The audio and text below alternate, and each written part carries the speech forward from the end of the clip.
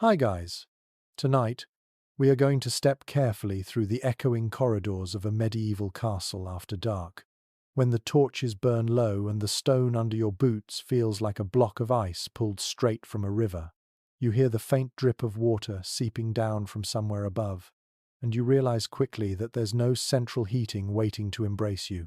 This is not a cozy inn with feather beds and roaring fireplaces in every room. It is a fortress meant for defense, not for comfort. And if you expect to sleep here, you'll need more than bravery. The truth is, you probably won't survive this chill if you wander in unprepared. So, before you get comfortable, take a moment to like the video and subscribe, but only if you genuinely enjoy what I do here. And if you're listening right now, I'd love for you to drop your location and the local time in the comments. I'm always curious where in the world you're tuning in from. Now, dim the lights, let your body sink down, and follow me into the drafty hush of the castle night. You walk beneath a vaulted ceiling where every sound travels: a cough from a distant guard, the shuffle of boots across the flagstones, and even the faint squeak of a mouse scurrying along the wall. The air bites into your cheeks. It's colder inside than out, because the stone walls hold the chill like a sponge soaks up water. Castles were designed first and foremost as strongholds. Comfort came a distant second. Thick walls and narrow windows meant safety from arrows and siege machines, but they also meant very little sunlight during the day and almost no insulation once night fell. Historians often note that the medieval soldier's greatest enemy wasn't always the besieging army. It was the cold within his own fortress. Imagine yourself, not in a luxurious chamber but in the barracks hall, a long room lined with rough wooden pallets or simple straw mats on the ground. A mainstream historical fact is that castles like Dover or Edinburgh devoted enormous square footage to defense but very little to heating arrangements for ordinary soldiers. Fires were usually restricted to the great hall or kitchens, and smoke from open hearths drifted lazily upward, darkening the rafters without ever warming the far corners.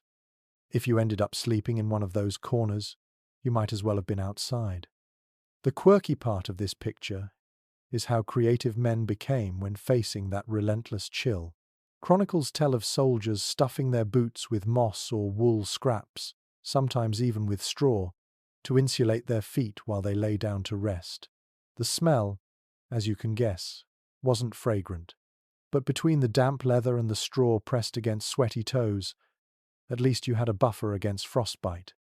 Still, historians still argue whether soldiers truly managed to rest peacefully in these conditions, or if most of their nights were spent tossing, shifting, and waking to tend small fires. Some accounts emphasize stoic endurance, while others suggest that entire garrisons were plagued by constant colds and coughs through the winter. The debate comes down to fragmentary records, a passing mention in a steward's account book about extra firewood, or a traveller's complaint of bitter draughts through castle corridors. Your senses sharpen as you picture it. The weight of damp wool clothing clinging to your skin, the faint smoky tang of the hearth carried across the hall, the rough prickling of straw against your neck as you try to settle in. Perhaps a comrade's body presses close on either side, because warmth was shared, whether you wanted it or not. You listen to the rattling breath of a man who fought all day, and now dreams of battle even as he shivers. Beyond the wooden door, the night wind howls, pushing icy draughts through cracks and arrow slits. As you lay here, you wonder, did anyone really sleep deeply in these places? Exhaustion surely helped. Men who marched and labored under heavy armor could collapse anywhere, but the environment, hard floors, damp walls, creeping cold, meant that sleep was rarely comfortable. Even nobles in private chambers pulled their beds away from outer walls to escape the chill radiating off stone. Curtains around the bed weren't just for privacy, but also to trap the little body heat that might build up. For common soldiers, there were no curtains, only each other's presence and whatever scraps of warmth they could hoard. The reality sets in slowly. A medieval castle at night was both fortress and refrigerator. You are wrapped in the stillness, hearing the distant creak of a portcullis chain settling into place, feeling the floor vibrate faintly as a guard above stamps his feet to keep the blood flowing. Your eyes adjust to the shadows. The outlines of wooden beams cross overhead, like the ribs of some enormous beast. Smoke drifts in a faint grey cloud, making your throat dry. But without it, the room would be colder still. Perhaps you chuckle softly to yourself in the dark, because while modern folks complain if hotel rooms dip below 20 degrees Celsius, medieval soldiers considered it normal to wake with frost on their blankets. And yes, that did happen. Recorded accounts from northern Europe mention soldiers waking to find thin ice forming on the inside of windows, even on the edge of their bedding. It was less a surprise than a fact of life. So you settle in, not expecting luxury, but simply the possibility of surviving until dawn. You tuck your cloak tighter, listen to the rustle of straw, and try to imagine the warmth of a distant summer's day. Cold, hunger, and fear press close. But for tonight, your story has just begun. You drift further into the castle's night, tugging at the layers that cover your body. Without them, you'd be nothing more than another frozen soul in a stone shell. Clothing in the Middle Ages wasn't just about fashion, it was a lifeline. Wool, scratchy though it might feel against your skin, was the soldier's most dependable ally. It trapped air, held warmth, and wicked away just enough moisture to keep you from chilling to the bone. You wrap yourself tighter, feeling how the coarse fibers itch your neck. But you know this discomfort is a small price for survival.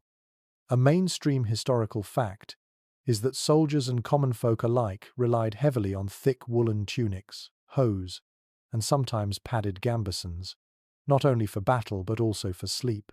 Those long, tightly woven garments might smell of sweat and smoke, but they clung to the body like a second skin, holding in every bit of heat.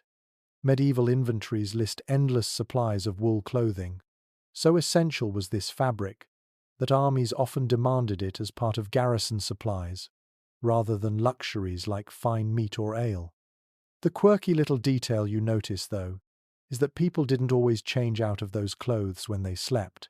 Instead of pajamas, soldiers often went to bed in the same garments they wore during the day, perhaps only loosening belts and boots. Imagine crawling under a rough blanket while still wearing your armor's padded underclothes, stiffened with sweat and grime. If you wonder about hygiene, well, so did contemporaries, though probably not as much as we would. One tale tells of a nobleman who refused to change his tunic for months, claiming the layers of filth made him warmer.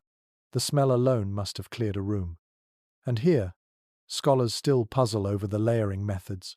Did soldiers prefer multiple thinner wool garments, or fewer but thicker pieces? Some argue that thinner layers offered more trapped air and thus more insulation, while others suggest heavy cloaks did the job best. The truth probably varied depending on wealth, region, and season. No single answer applies to every castle or every soldier.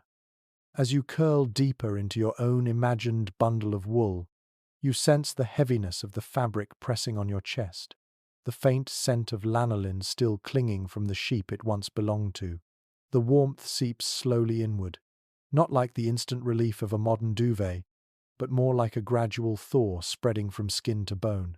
Your fingers brush along the seams where stitches pull taut, uneven, made by a garrison seamstress, or perhaps even by the soldier himself on a long watch. The air in the hall still bites. Around you men shift, coughing, sneezing, sometimes muttering in their sleep, but the wool softens the edge of the chill, allowing you at least to imagine rest. You catch a glimpse of another soldier across the hall, wrapped so tightly in his cloak that only the tip of his nose shows, glowing red from the cold. His breath forms faint clouds, lit by the dying glow of the hearth. You reflect for a moment. In a world before synthetic fabrics, before heated mattresses, before even the concept of central heating, wool wasn't optional. It was survival. And while you may roll your eyes at the itchiness, at least the fibers kept you alive long enough to complain. Now, as you shift to find a more comfortable position, you realize that clothing was only part of the story. What you slept on, and with whom, mattered just as much. The rustle beneath you isn't fabric, it's straw, waiting to scratch and prickle as you turn. But that's a story for the next step of the night. The straw beneath you crackles with every tiny movement, a sound that is both strangely comforting and maddeningly loud in the stillness of the night. You press your hand into the bedding, feeling the uneven crunch of stalks poking through the thin cloth sack meant to contain them. Some stalks are sharp enough to scratch your skin, others bend and soften under your weight. It isn't luxury, but compared to bare stone, it is almost merciful. A mainstream historical fact is that straw mattresses, sometimes called palliaces, were the most common form of bedding for medieval soldiers and even for peasants outside castle walls. These mattresses were nothing more than large canvas or linen sacks filled with straw, hay, or reeds, changed out periodically when they grew too mouldy, infested, or flattened. In garrisons, stewards were tasked with ensuring the straw was replenished, though fresh straw didn't mean fragrant meadow hay. Often it was whatever dry material could be hauled in bulk, already dusty and brittle. The quirky twist? Some castles reused old straw for animals once the bedding grew too foul for humans. Imagine waking to find a chicken pecking through your discarded mattress, or the stable master hauling your old bedding to line a horse's stall. Recycling existed long before modern eco-friendly slogans, though it wasn't motivated by saving the planet so much as saving every last scrap of usable material. And here's where scholars still puzzle. Did soldiers actually sleep directly on straw sacks, or did they spread loose straw across the floor like a communal carpet? Some accounts hint at pallet beds lined neatly, others at simple heaps where men collapsed shoulder to shoulder. The archaeological record is vague. Organic materials rarely survive centuries underground. What remains are impressions in soil layers, faint traces of reed or oat straw suggesting someone once rested there. You shift again, feeling how the stalks jab against your ribs, then rustle down, leaving a faint, earthy scent in the air. It is not unpleasant, grassy, dry, almost like a barn, but it mingles with sweat, smoke, and damp wool, producing a cocktail of smells that make you long for a window. Unfortunately, those narrow slits high in the wall are stuffed with wooden shutters to keep the wind out, so the air grows thick instead. Your ears catch the sounds of the bedding itself alive with movement. Fleas thrive here, jumping between soldier and soldier. The straw sacks offer perfect nesting for vermin, which gnaw, bite, and scurry while you're trying to drift off. You scratch absent-mindedly at your arm, cursing the invisible creatures, but realize there's no escape, they're part of the nightly routine. Some soldiers even joked about their bed companions, as if fleas were comrades keeping them awake through the long cold. Still, exhaustion always wins. You let yourself sink, despite the uneven lumps beneath you, and begin to understand why men tolerated such crude bedding. A layer of straw might be lumpy, itchy, and smelly, but it insulated better than bare boards or icy stone. As your body presses into the stalks, a thin pocket of trapped heat builds up, just enough to stop your bones from aching. The mattress settles around you, not soft in the way you'd expect, but yielding just enough to cradle your weight. You picture dozens of men lined up like this in the great hall. The fires glow dim at the far end. Each man turns, sighs, scratches, and the chorus of straw rustling becomes a kind of background music. The sound never stops, but it blends into a rhythm that lulls you towards sleep. The straw whispers beneath every shifting body, like dry leaves stirred by a faint autumn wind. And as you lie here, you realize something simple. Survival didn't depend on luxury. It depended on making do. For soldiers, the straw bed wasn't a comfort. It was a shield against the hard, frozen ground of a castle floor. Tonight, that shield scratches and pricks, but it also saves you. Your eyes begin to close. But before you drift too far, you feel a body press close against yours, heavy with shared fatigue. Straw might keep you off the stone, but true warmth will come from the man beside you. And that is where the night carries you next.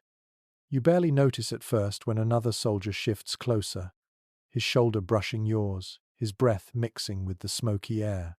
In a world where personal space was a luxury, warmth meant survival. and the human body was the most reliable furnace available. Soldiers learned quickly that if you wanted to wake up alive, you didn't spread out, you huddled in. A mainstream historical fact is that communal sleeping arrangements were not only common in castles but deliberately encouraged. Men-at-arms, squires, and lower-ranking retainers often lay in long rows on pallets or directly on the floor, pressed against one another. Chroniclers describe entire garrisons bedding down in a single hall, the heat of dozens of bodies slowly raising the temperature from freezing to merely frigid. Privacy simply wasn't part of the equation. The quirky part of this arrangement? Medieval people sometimes gave affectionate nicknames to the practice of sharing warmth. In Northern Europe, records mention the phrase, warming by the other's flank, a phrase that almost sounds poetic until you realize it meant sweaty. Armored men trying not to freeze by clinging together like spoons in a human chain. There are even accounts of soldiers jokingly fighting for a spot in the middle, where warmth was best, rather than being stuck on the icy outer edge. Yet historians still debate how universal this practice was. Some argue that cultural norms about modesty might have prevented close contact, especially in southern Europe, where winters were milder. Others believe necessity outweighed embarrassment everywhere, pointing out that even monks in strict monastic orders often slept side by side under shared coverings. The truth is murky. Surviving documents rarely describe the exact sleeping positions of common soldiers. What is clear, however, is that when the wind rattled through castle arrow slits, nobody refused a little borrowed heat. You feel it now, the press of another man's cloak draped partly across your legs, the faint weight of his arm brushing yours. It isn't friendship. It isn't intimacy. It's a survival pact written in silence. The combined warmth of 2, then 3, then 10 bodies begins to soften the cold. The smell, of course, grows worse. Unwashed wool, stale ale, and sweat pooling together in a pungent fog. But you breathe it in anyway, because it's the cost of comfort. The sounds of the hall transform as the night deepens. Instead of the echoing emptiness you noticed before, the chamber fills with the slow chorus of human sleep. Snores rumble like distant thunder, coughs punctuate the darkness, and the shifting of limbs keeps the straw alive with crackles. The warmth builds in waves, rising and falling as men turn over or tug at cloaks. You realize something subtle. The closeness also carried emotional weight. Sleeping side by side reinforced bonds of trust and camaraderie. The man pressed against you might be the same one who shielded you in battle tomorrow, the same one who shared his ration of bread when the kitchens ran dry. The act of huddling together blurred the lines between necessity and solidarity. At the edge of the room, a poor soul lies alone, having lost his spot in the cluster. He shifts restlessly, tugging his cloak tighter, but the cold gnaws at him in a way you've managed to avoid. You understand why the middle positions were coveted, why soldiers whispered complaints about being stuck on the drafty edge of the bedding line. Your eyes flutter closed, lulled by the steady rhythm of breath all around you. You feel cocooned not by walls or blankets, but by the living presence of others, each man giving off just enough heat to keep the group alive. You wonder briefly, how many nights across centuries were survived this way, not through stone or steel, but through the simple act of sharing warmth. And as your body relaxes into this strange companionship, another presence slips into your imagination. It's not just men who huddled for heat. Sometimes, four-legged companions shared the bedding too. You hear the faint pad of paws across the hall, a dog settling at someone's feet, and you realize the night has more allies than you thought. The scratch of claws on the floor draws your attention. In the half-dark, a dog noses its way between the rows of sleeping men, tail wagging lazily as it searches for a place to curl up. You feel the sudden press of warmth at your feet when the animal finally circles twice and settles, sighing with the same exhaustion you carry in your bones.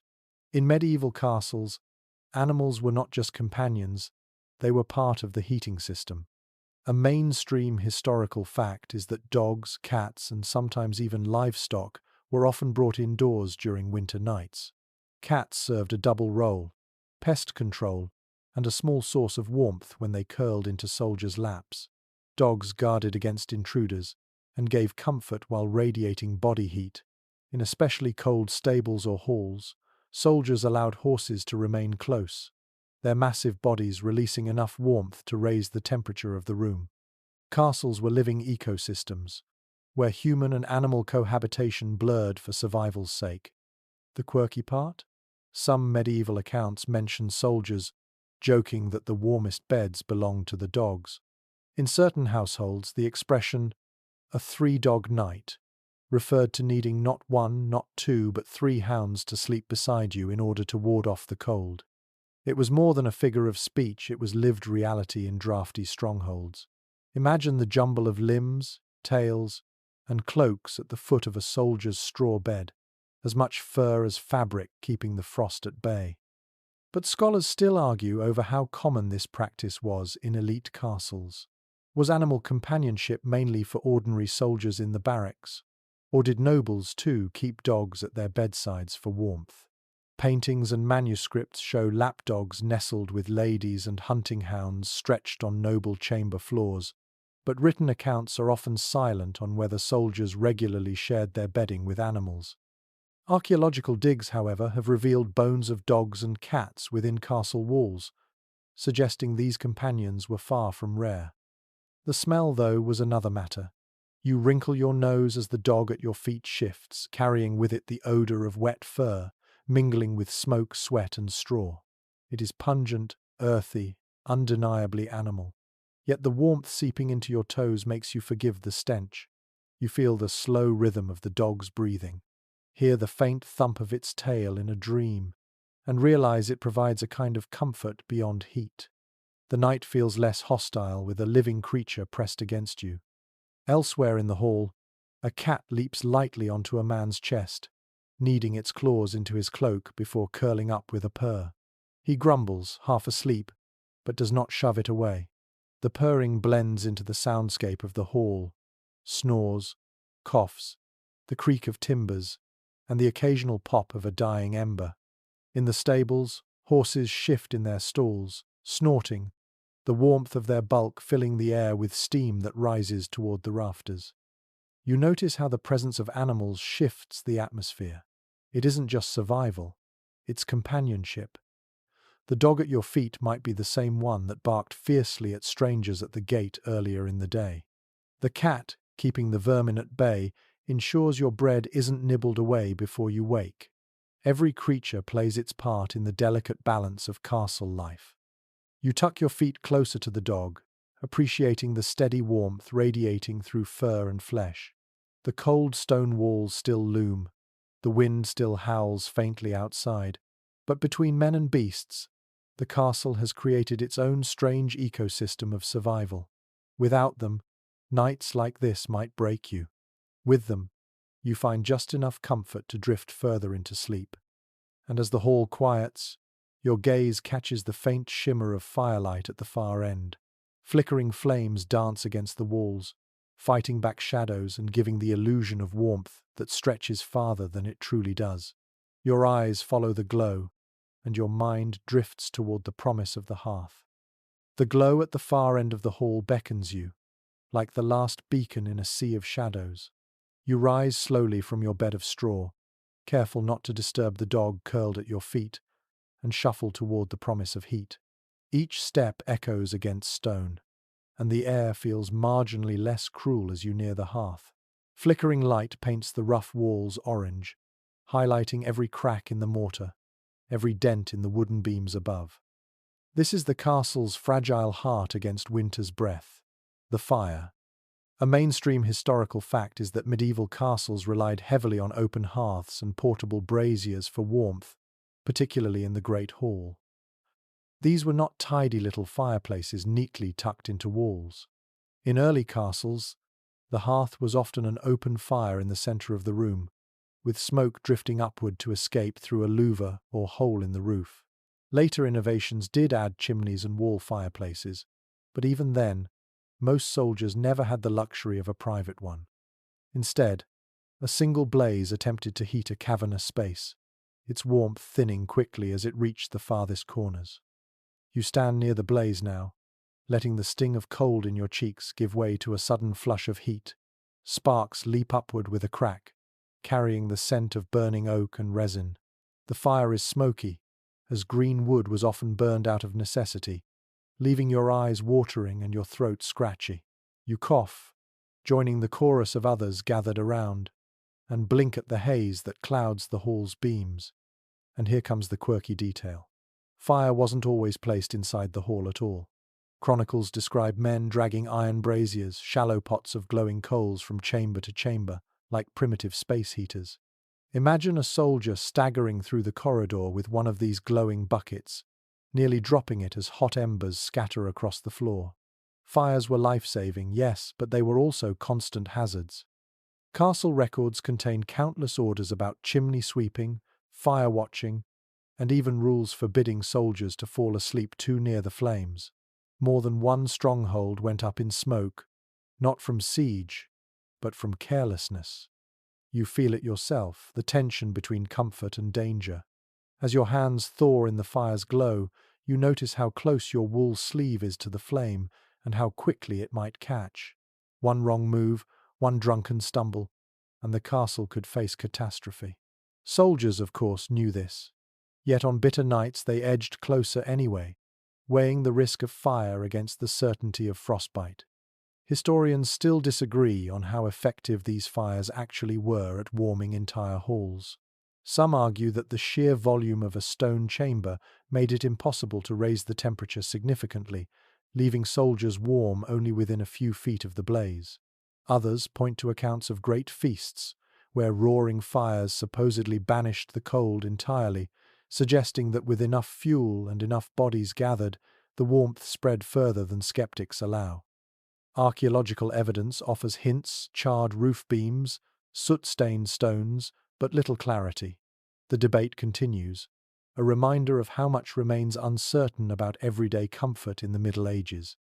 You edge closer to the hearth until the heat prickles your shins, almost painfully so, while your back still feels the icy breath of the hall. The contrast is sharp, like standing between two worlds, fire and frost, survival and surrender. The soldiers around you jostle for position, each one desperate for a spot close enough to feel relief. They stretch their hands, rub their faces. Some even press cloaks against the flames to capture warmth before rushing back to their bedding. The ritual repeats nightly, an endless cycle of thawing, retreating, and freezing again. Your senses sharpen. The crackle of wood, the hiss of sap bursting, the sudden pop of an ember leaping outward, all of it becomes part of the castle's lullaby. The air is thick with smoke, your hair and clothes quickly absorbing its scent until you carry it with you for days. Your eyes sting, but the glow is mesmerizing. You stare into the flames, seeing shapes and stories flicker in the dancing tongues of fire.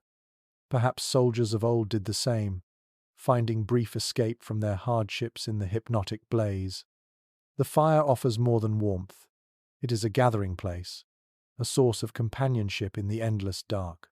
Men cluster here not only to thaw their hands but to share stories, laugh at crude jokes, or grumble about their commanders. You listen as two soldiers bicker about whose turn it is to guard the wall, their voices rising and falling with the crackling wood. Another hums a tune, soft and half forgotten, carried along by the smoke into the rafters. The fire binds them together, just as much as shared hardship does. Your mind drifts to the logistics behind this warmth. The fire doesn't burn by accident.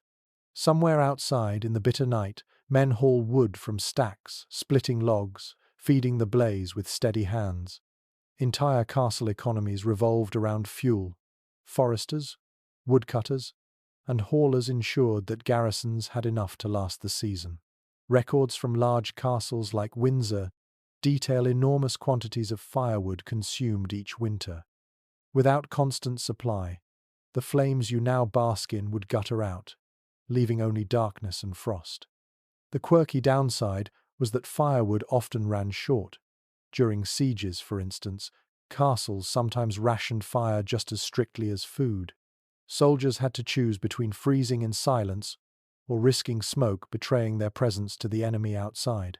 Chronicles describe desperate measures, burning broken furniture, dismantling old carts, even using dried dung to keep fires alive. You wrinkle your nose at the thought of the acrid smoke filling these already stifling halls. And still, historians puzzle over one last question. Did every soldier have equal access to the hearth's warmth? Some suggest that proximity to the fire reflected rank, with commanders and favoured men securing the best spots, while others shivered at the edges. Others argue that in the barracks, survival trumped hierarchy. Whoever arrived first claimed the heat. The truth may have varied, but the tension is easy to imagine as you feel the press of shoulders around you, each man unwilling to yield his place. The heat finally seeps into your bones, and you savour the brief relief. Your toes stop aching, your fingers loosen, your breath no longer feels like misting ice. Yet you know the moment you step away, the chill will return. The fire is not a solution, only a reprieve. You watch as one soldier reluctantly pulls back, hurrying to his straw bed while clutching at the cloak he had pressed to the flames, hoping it will hold the warmth a little longer. You follow him with your eyes, and in that simple act you understand how medieval nights unfolded in cycles. Approach the fire, absorb what heat you can, retreat to the bedding, and repeat as needed until dawn. Comfort never lasted, only survived in moments stolen from the cold. You take one last look at the flames, the heart of this stone fortress, the fragile line between warmth and winter's bite. Then you step back, ready to face the chill again. Around you, soldiers pull curtains of heavy cloth to trap pockets of heat, creating little alcoves within the hall's vast space. You notice how these makeshift rooms within rooms offer a strange sense of privacy and comfort, and your curiosity pulls you toward one. The fire fades behind you, its glow still warm in your memory, as you prepare to slip behind a curtain and discover the castle's attempt to carve warmth out of stone. You tug aside a heavy swath of fabric and step quietly into a world within a world. The curtain falls behind you, and suddenly the draughty hall feels distant, muffled, almost as though you have slipped into a private cocoon. The space is no larger than a small booth, made by draping thick cloth from wooden beams or hooks hammered into stone. Yet inside, the air is noticeably warmer, your own breath caught and held by the walls of woven wool. A mainstream historical fact is that medieval castles often employed curtains, hangings, or even entire wooden screens to create alcoves. These weren't just for privacy, but were practical solutions to the constant cold. Nobles draped beds with elaborate canopies and heavy hangings, while soldiers and servants made do with rough wool or linen stretched across poles. By reducing the open space, they trapped body heat, turning icy chambers into more bearable pockets of warmth. Surviving tapestries and accounts confirm that these cloth partitions were far more than decoration, they were insulation. The quirky detail here is how creative people became with materials. In poorer castles or during campaigns, soldiers sometimes used cloaks or even spare shields as makeshift walls. Imagine draping a cloak across two lances stuck into the ground, crawling beneath it as though you had invented a personal tent indoors. Chronicles hint at soldiers hanging up spare horse blankets to partition space. It wasn't glamorous, but even the smallest barrier against the draft could mean the difference between restful sleep and waking with teeth chattering.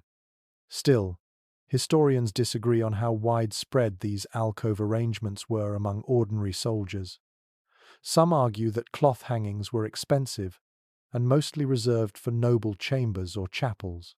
Others point out that castle inventories often list vast quantities of plain woolen cloth, suggesting its use was more democratic. Archaeologists examining castle walls have even found faint impressions of nails and hooks at heights consistent with curtain rods, implying that makeshift alcoves existed in multiple halls. Whether every soldier enjoyed them or only the lucky few, the principle of creating warm rooms within cold castles clearly shaped the medieval night. You run your fingers along the cloth surrounding you. It is rough, scratchy wool, dyed a muted brown.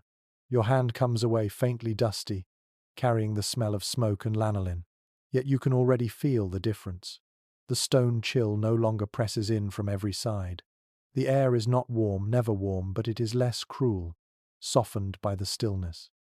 Your ears catch only muted echoes from the hall beyond. Snores, coughs, and the distant crackle of the fire filtered through the curtain like sounds underwater. You crouch, settle down onto the straw within, and let the curtain fall fully closed. The dimness feels safer, more private, even though half a dozen men are doing the same in alcoves nearby. You realize that in a world where privacy was rare, such spaces were precious. Here you might whisper a prayer without interruption, share a secret with a bunkmate, or simply close your eyes and imagine solitude. The curtain traps heat surprisingly well. You sense it after a few minutes. Your body's warmth clings to you, pooling in the narrow space. The dog that followed you inside circles once before, curling at your side, adding its own furnace-like contribution. The curtain sways gently when the draft outside presses against it, but the fabric holds, and the air inside remains stable. It's as though you've built a pocket of survival in the middle of a frozen fortress. The smell is thicker here, wool, sweat, smoke, and straw compressed together, but you accept it. In fact, the mingling odors feel oddly comforting, as though proof that others before you survived the same hardships. You stroke the dog's fur, listening to its steady breathing, and allow yourself to imagine that, for a few hours, the castle walls have been tamed. You think about how even nobles employed this same principle, though in richer form. Their four-poster beds were more than status symbols.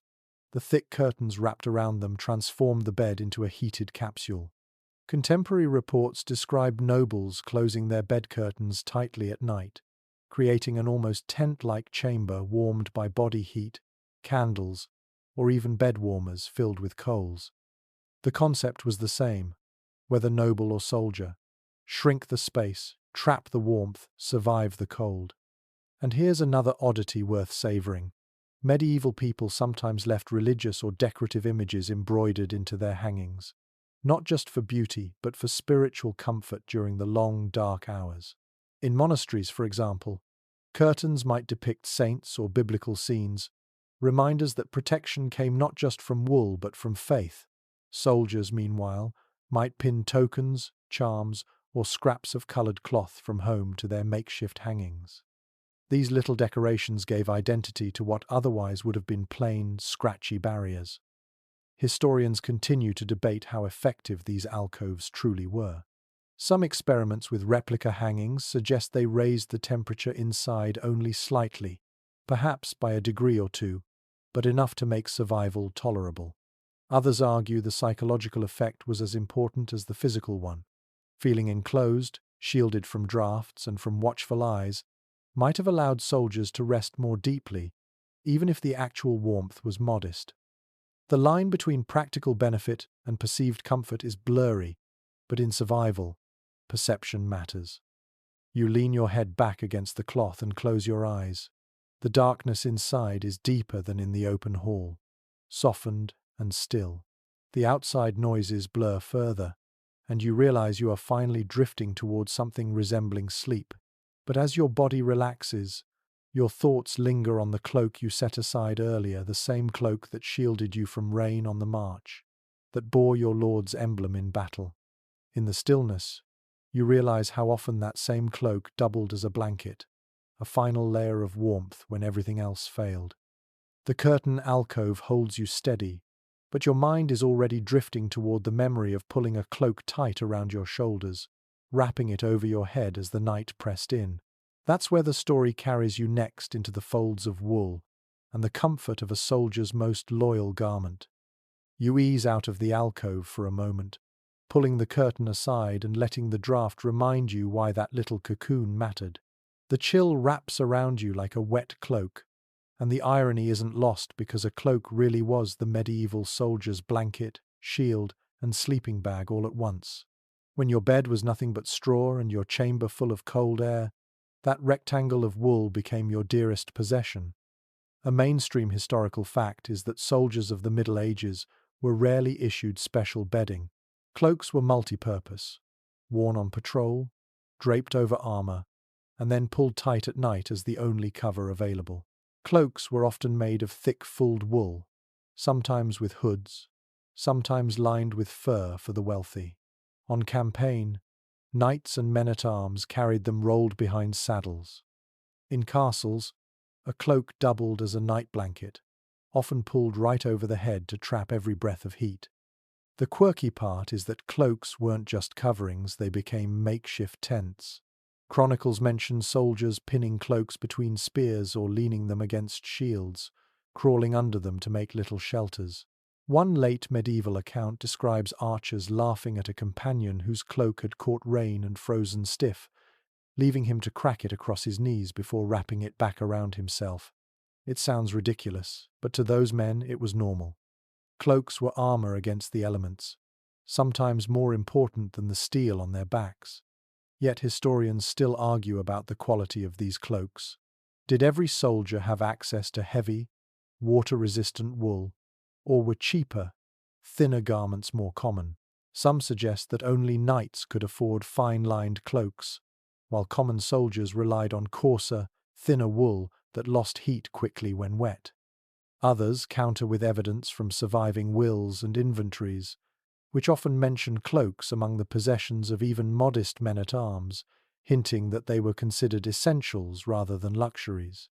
The debate lingers, because cloth decays, leaving archaeologists with fragments and guesses rather than certainty.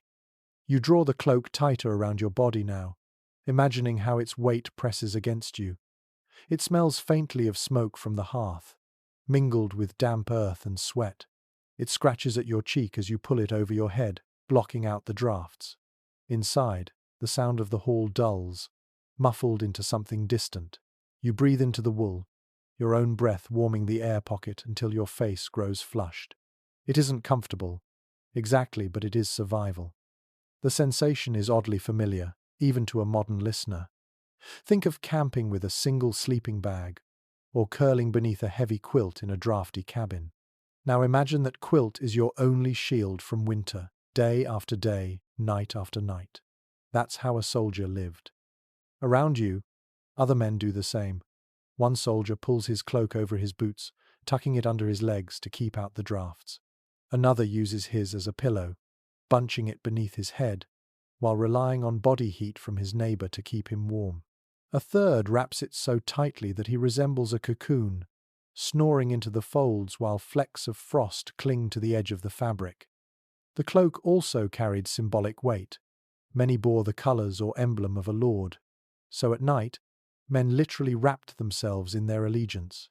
Imagine drifting to sleep with your lord's crest stretched across your chest, the fabric a reminder of duty even in your most vulnerable moments. For some, the cloak wasn't just warmth, it was identity. And then there's the less glamorous detail. Lice.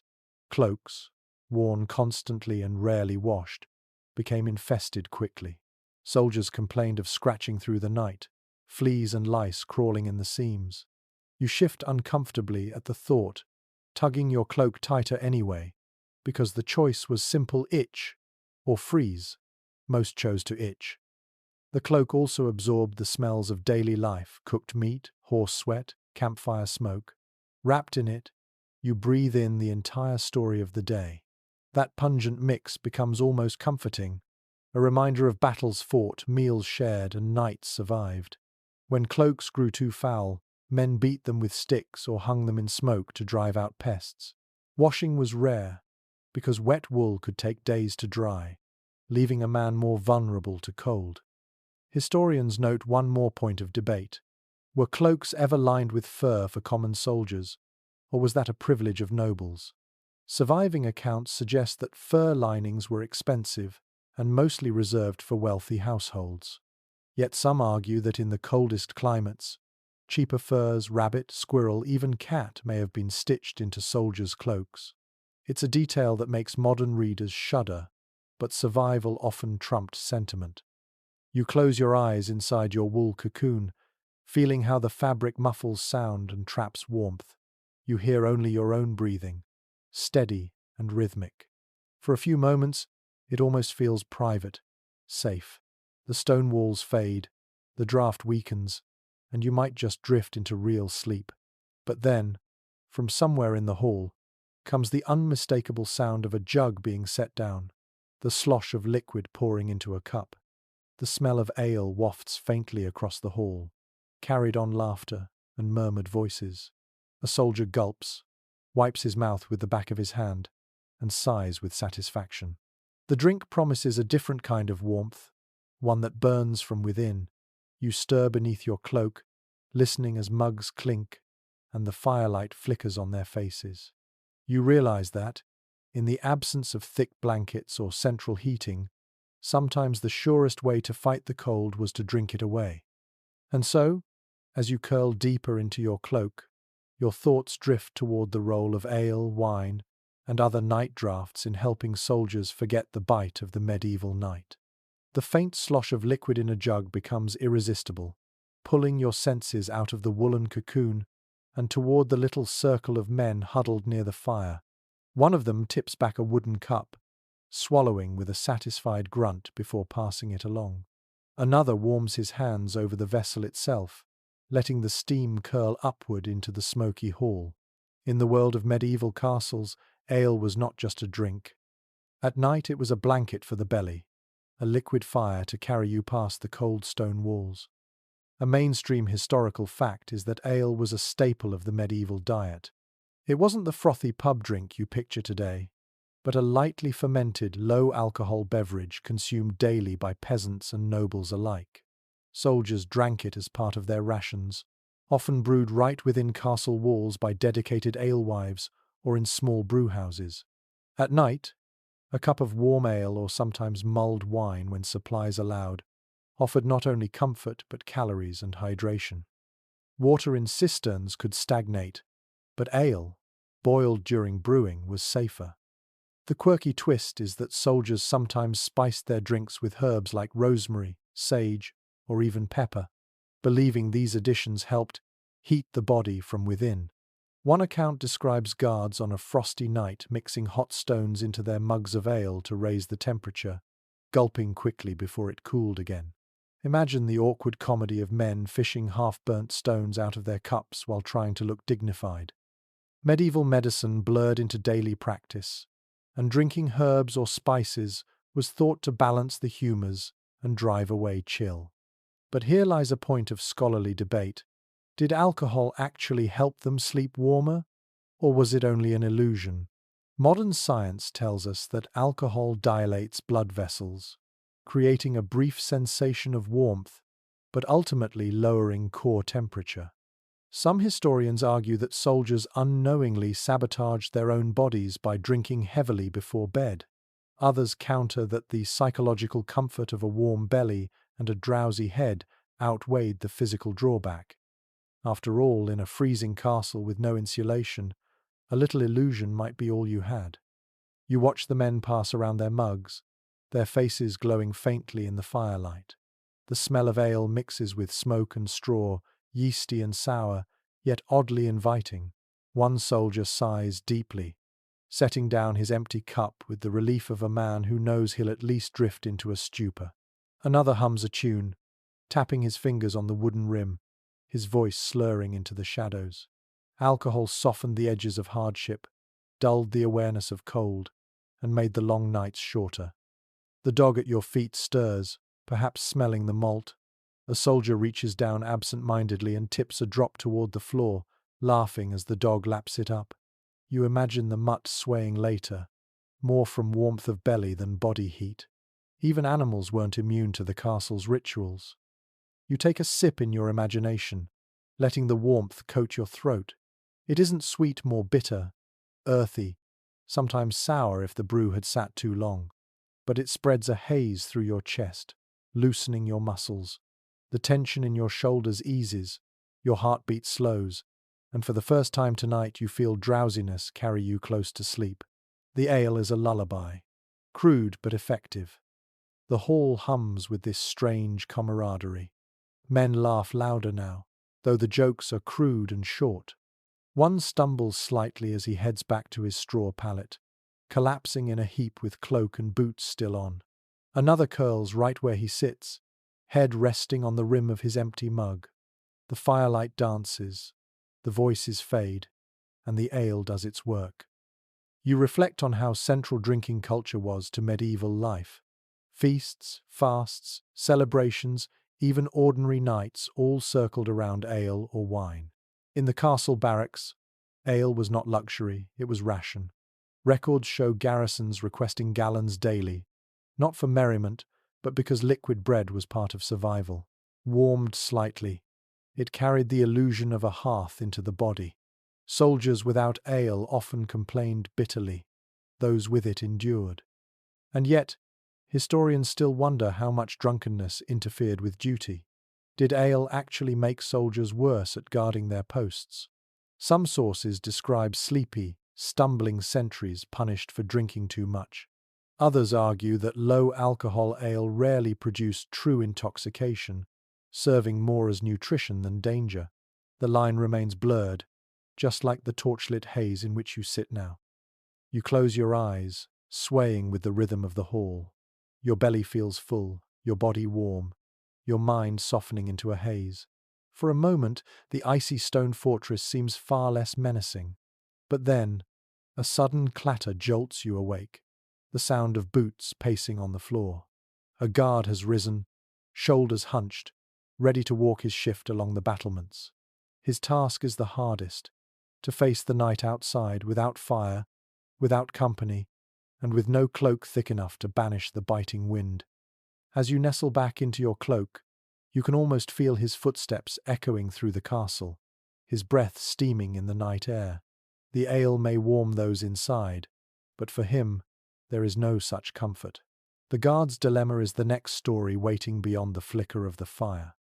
The laughter fades, mugs are set down, and the hall sinks slowly into a chorus of snores. But you can still hear the sharp, steady rhythm of boots across the flagstones. Out on the battlements, the guard's footsteps sound like a heartbeat against the stone, echoing in the night air. Inside, men huddle close to fire and cloaks, their bellies warmed with ale. Outside, the sentry must stay awake, exposed, and utterly vulnerable to the cold. His body shivers against the relentless wind, while you turn on your straw bed and wonder what it feels like to endure such a shift. A mainstream historical fact is that guards were posted in shifts throughout the night on castle walls and gatehouses. It was not optional, it was the lifeblood of defense. A castle left unwatched might as well invite enemies through its doors. Rotations often lasted a few hours at a time, with men relieving each other so that no one froze too completely. But accounts from garrisons describe the misery of these duties, pacing endlessly to keep blood flowing, stamping feet, clapping hands, and pulling cloaks tightly around the body while the night dragged on. The quirky part is how some guards fought the monotony. Chronicles and anecdotes describe sentries singing softly to themselves, reciting prayers in rhythm with their steps, or even composing little rhymes to pass the hours. In one French garrison, a guard reportedly carried a pocket full of walnuts, cracking them one by one through the night to keep himself awake. Another tale tells of men walking in pairs, not for safety against enemies, but to nudge each other awake when eyelids grew heavy. You smile at the thought, medieval buddy systems against frostbite and boredom alike. Yet historians still argue over how effective these guards truly were in the dead of winter. Some suggest that half-frozen men could hardly have been alert enough to stop a surprise attack. Others counter that sheer necessity honed discipline, and that men who survived the coldest nights built reputations for endurance and loyalty. There are even debates about whether alcohol was allowed before duty. Did commanders forbid it to ensure alertness, or did they turn a blind eye, knowing that without a little warmth in the belly, no man could stand the watch? Surviving orders and punishments hint at both possibilities. You picture it clearly. A soldier wrapped in his wool cloak, hood pulled low, trudging the same 50 steps of wall again and again.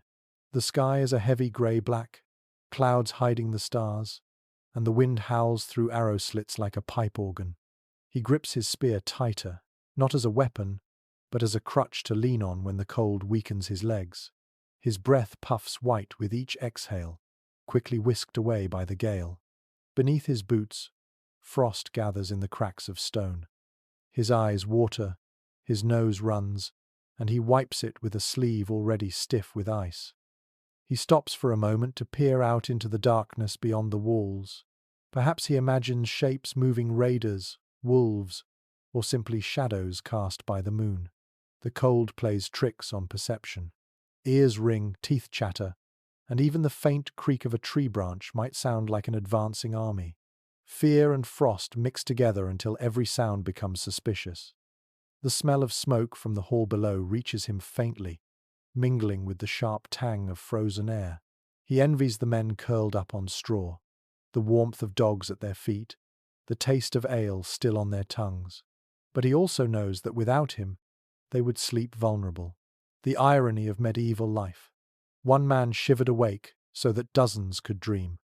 You feel it yourself as you walk in his boots for a moment, pacing back and forth along the battlement. The stone is slick beneath your feet, icy patches catching your step.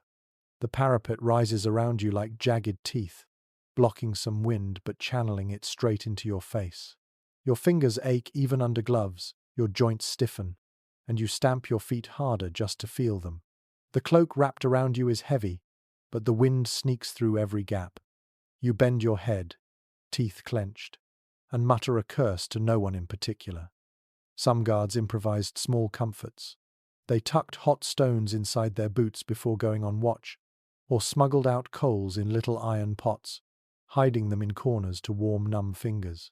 Of course, rules usually forbade open flames on the battlements an enemy could spot the glow, but desperation breeds disobedience, and some commanders tolerated it if it meant their men survived the shift. Others enforced harsh punishments, leaving sentries to suffer rather than risk a slip in discipline. One quirky but practical trick was chewing garlic or onions before watch. Believed to heat the blood, the sharp taste jolted men awake, while the pungent smell clung to their breath all night.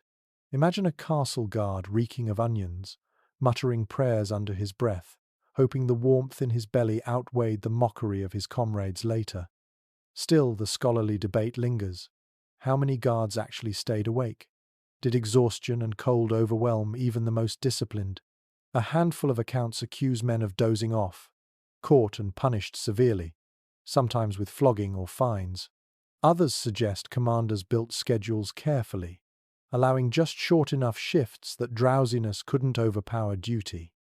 With so few records, the truth likely lies somewhere in between.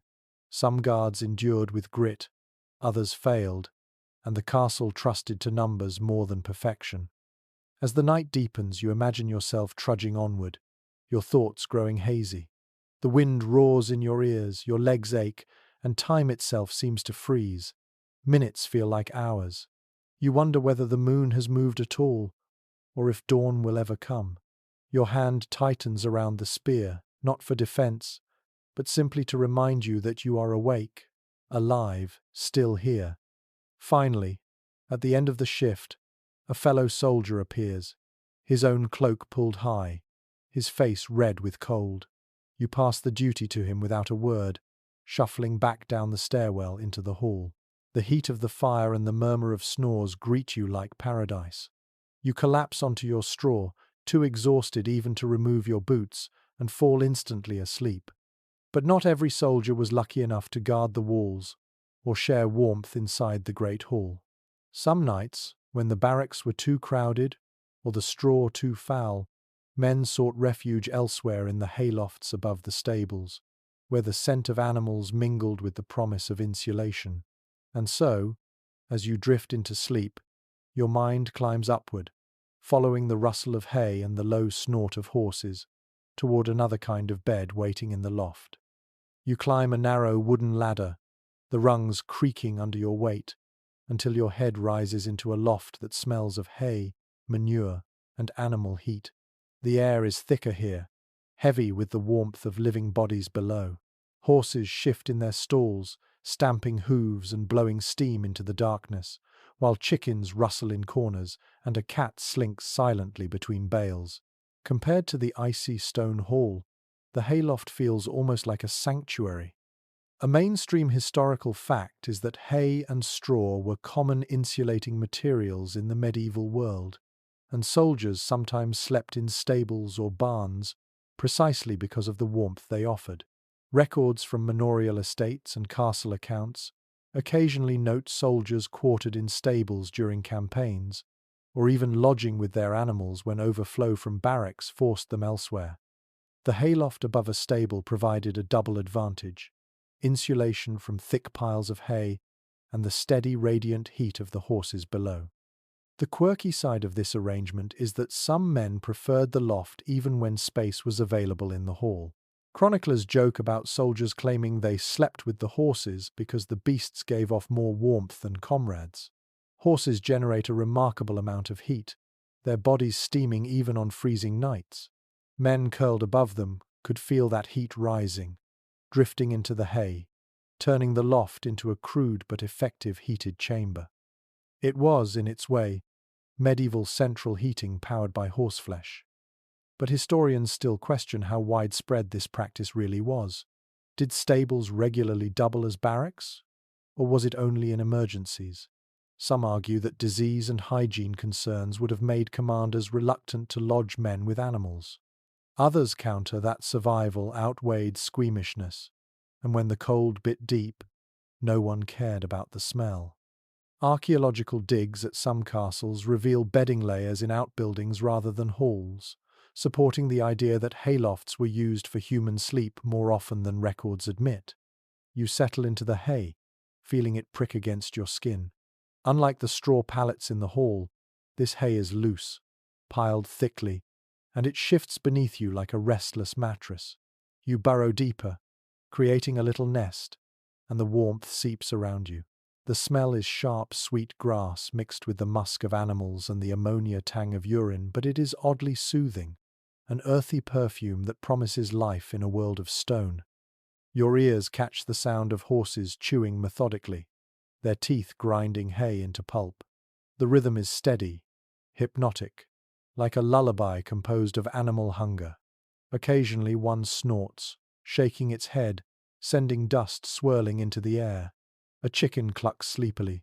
The cat leaps softly onto a beam, and the loft settles into a chorus of stable life. It is noisy compared to the muffled snores of the hall, but the warmth makes you forgive the disturbance. You shift, pulling your cloak around your shoulders, adding its scratchy wool to the hay's insulation. Your body sinks into the pile, surrounded on all sides by stalks that hold heat better than stone walls ever could. The loft feels alive, breathing with the animals below, every exhale of the horses rising to wrap you in their warmth. Of course, the drawbacks are clear. The hay is dusty, making your nose itch. Fleas and lice thrive here as much as in the barracks, joined by the occasional rat scurrying through the shadows. The risk of fire is constant. One careless spark could reduce the entire stable, and everyone in it, to ash. Some castle regulations specifically forbade open flames near the stables, which meant no lanterns, no braziers, nothing but darkness and animal heat to rely on. You try to imagine the courage it took to sleep in a black loft filled with hay, knowing one accident could spell doom. Yet, despite the risks, the loft offers something the hall cannot: silence from human company. The snoring chorus is replaced by the low sounds of animals, easier on the ears. Privacy, too, comes more readily if you burrow deeply enough into the hay. You can almost vanish. For a soldier exhausted by camaraderie and constant closeness, the solitude of a hay nest might be priceless. Your thoughts wander to the bonds formed between men and animals in such spaces. A horse might be more than a mount. It was warmth, livelihood, and companion. Some accounts even suggest men whispered prayers into their horses' ears, as if the beast could carry their secrets to heaven. Cats, meanwhile, curled close to keep vermin at bay, their purring steady as a hearth. Dogs padded about, slipping into the hay beside their masters, adding another layer of warmth to the living blanket. Still, scholars debate whether soldiers truly found these lofts more comfortable than halls. Some experiments with reconstructed stables show that temperatures in haylofts could rise several degrees above outside air, especially with horses present. Others argue the dampness of hay, combined with vermin and poor ventilation, would have made long-term sleep there unhealthy. Perhaps the truth lies in preference. Some soldiers tolerated discomfort for warmth, while others preferred the cold stone hall to the stifling musk of a stable. You bury deeper into your imagined nest, inhaling the grassy smell until it fills your lungs. The loft creaks softly with the weight of men shifting above and beasts moving below. The sense of enclosure is profound. Here you are not surrounded by cold stone but by living matter, fragile yet warm. It feels temporary, makeshift, but somehow more human than the echoing hall. Your eyelids grow heavy as the horses chew and stamp, their breath rising like invisible prayers. The hay prickles against your cheek. Your cloak presses close, and the heat settles over you like a blessing. Perhaps, you think, this is the best sleep you can hope for in a castle night, not noble comfort, not soldierly camaraderie, but the shared warmth of beasts and the earth's own harvest. Yet as you drift, another sound intrudes, the metallic scrape of iron, the clink of coal. Somewhere in the castle, soldiers drag portable braziers into chambers, their glow promising another kind of warmth, more dangerous, but more immediate. Your mind stirs toward them, curious about these little pots of fire that walked with men through the night. A scrape echoes through the corridor below, followed by the faint metallic clink of iron. You peer down from your hayloft perch, and there it is, a brazier glowing red in the hands of a soldier staggering under its weight. The light spills onto the floor in quivering patterns, casting shadows that writhe like spirits along the stone. He sets it down, sighs in relief, and stretches his numb hands above the coals. The fire hisses faintly as a damp log smoulders on the embers. Portable heat, yes, but also a constant reminder that survival and danger walked hand in hand. A mainstream historical fact is that medieval castles employed braziers, portable metal containers filled with coals as mobile heat sources. They were usually made of iron or bronze, standing on legs or hung from chains. Castle inventories list them alongside tongs, shovels, and firewood, marking them as everyday tools of survival. They allowed warmth to follow where needed, into guardrooms, chapels, kitchens, or even bedrooms. Unlike the Great Hall's hearth, which burned visibly and centrally, braziers spread their glow more discreetly, warming small groups of soldiers through the night. The quirky side of braziers lies in the improvisation. Chronicles mention men filling cooking pots with coals, carrying them between chambers in a desperate attempt to avoid the cold. Imagine a soldier clutching a dented kettle glowing from within, muttering prayers that it doesn't spill hot embers onto his cloak. There are even tales of men using helmet shells as makeshift braziers, their steel armor doubling as a fire pot. Whether those stories are exaggerations or half-remembered jokes, they reflect the ingenuity born of freezing nights. Historians still debate how safe or unsafe these braziers really were. On one hand, they provided essential heat in drafty castles, where fires couldn't be built into every room. On the other, they were notorious fire hazards. Stone doesn't burn, but wooden beams, rush mats, and straw bedding certainly do. Many castle fire regulations explicitly warned against braziers near sleeping quarters. Archaeological evidence of charred layers in certain castles may even point to fires started this way. Scholars disagree whether the convenience outweighed the risk, or whether chroniclers exaggerated dangers to lecture about carelessness. The truth probably lies somewhere between necessity and recklessness. You crouch near the brazier, feeling its heat lick your hands. The warmth is sharper than the hearth, more focused, almost biting.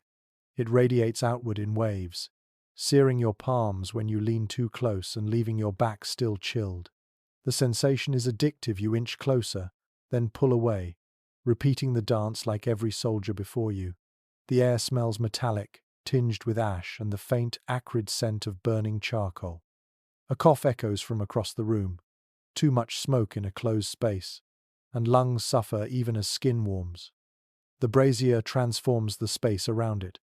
A handful of men gather close, huddling around the glow, their faces lit red from below like eerie masks. One holds his boots over the coals, steam rising as the leather dries. Another drops a piece of bread onto the rim, toasting it awkwardly before snatching it back, half burnt but still edible.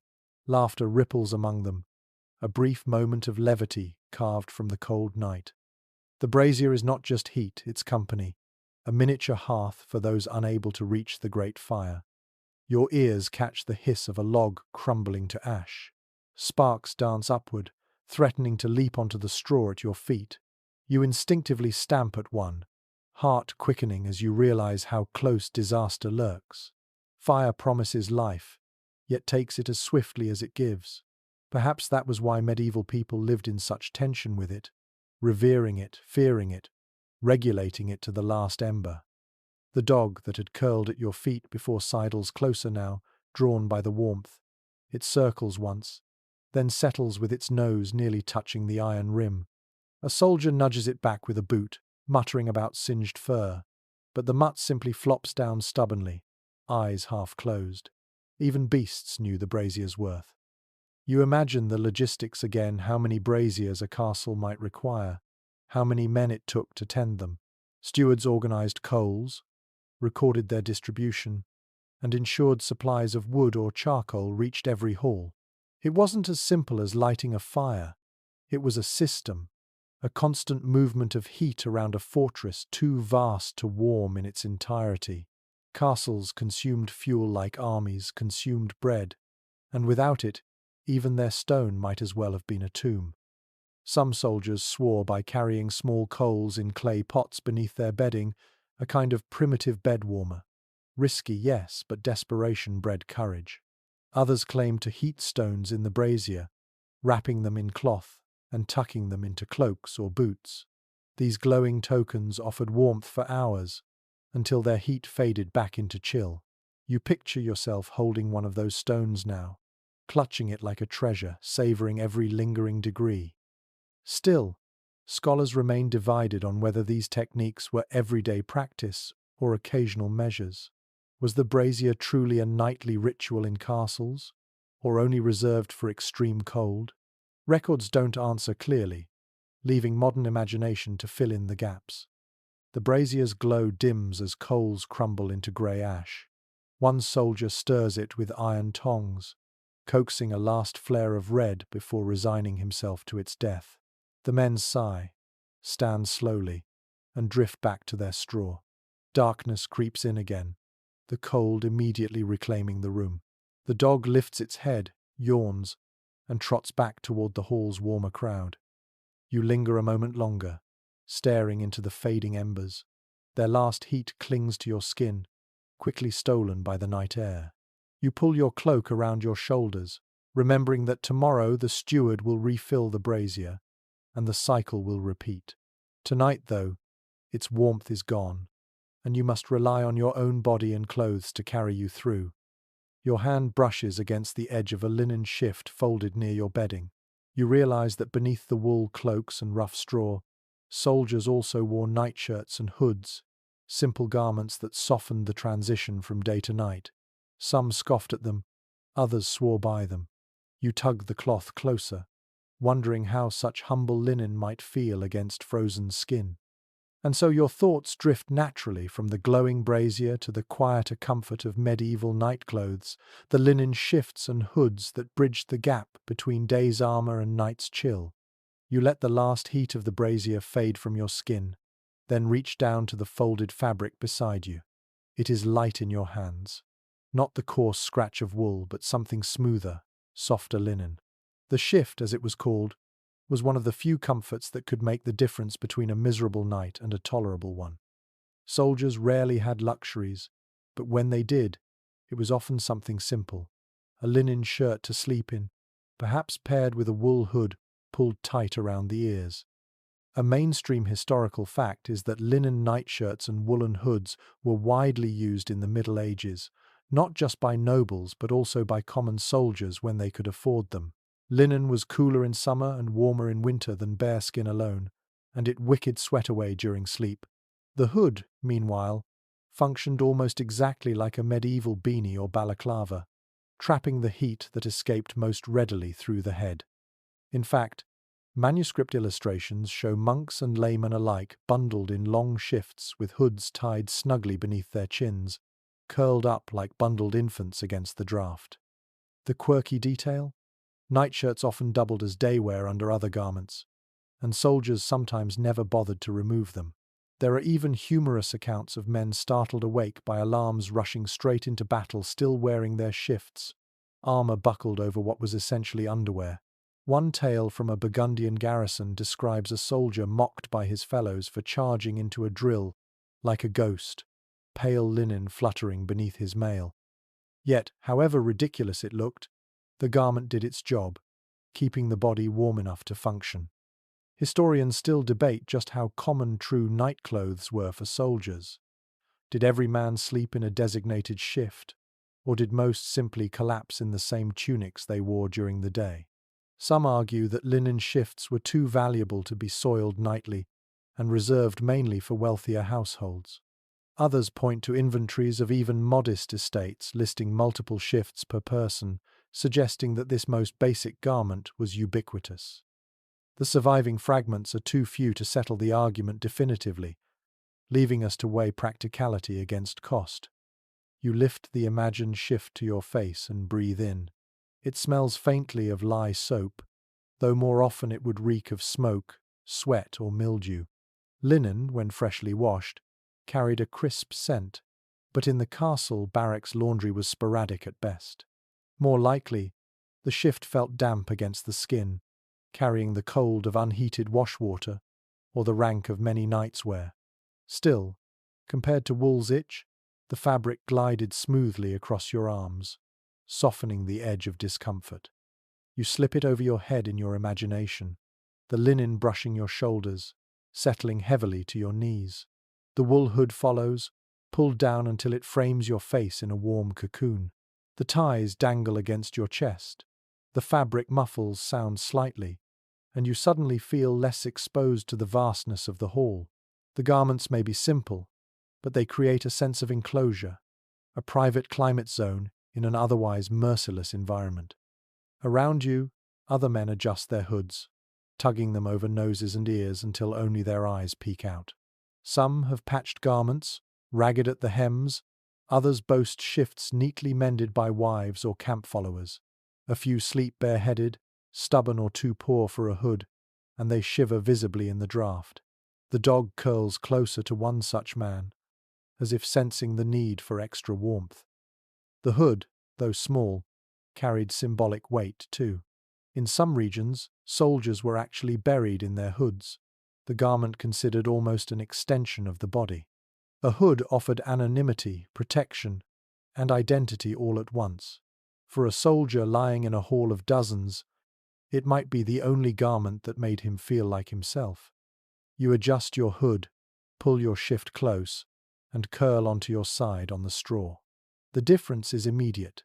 Where bare wool or rough cloak scratched, the linen soothes. Where the cloak alone left gaps, the hood seals them. You imagine yourself sinking deeper into a warmth created not by roaring fires or braziers, but by layers carefully stacked. Linen next to skin, wool cloaks wrapped above, straw beneath, and finally the warmth of bodies near at hand. The sounds of the hall lull you further. Muffled snores, the occasional cough, the faint rustle of straw. Somewhere, a soldier mutters in his sleep, words lost to dreams. The dog sighs, stretching paws against your legs, and the warmth builds slowly in your cocoon. But then comes the downside. The chorus of snores swells, each one different in pitch and rhythm.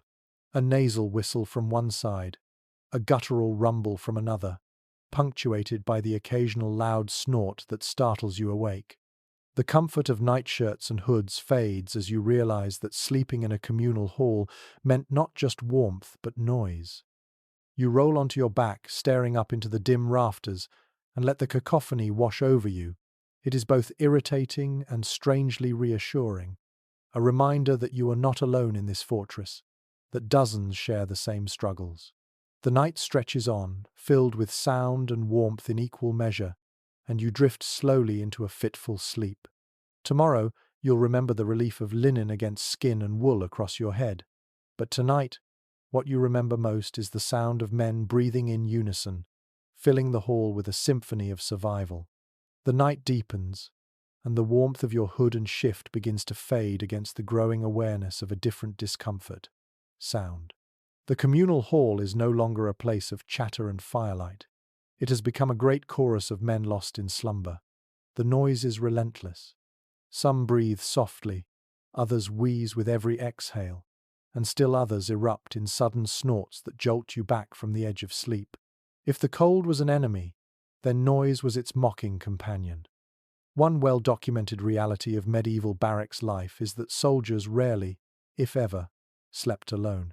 Entire garrisons bedded down in shared halls, packed shoulder to shoulder on pallets of straw, or directly on rush-covered floors. This was efficient for defense. An alarm could rouse the entire troop in moments, but it also meant that every cough, sneeze, and restless toss echoed into your own dreams. Records from castles such as Dover and Warwick note that barrack halls could hold dozens, sometimes hundreds, of men.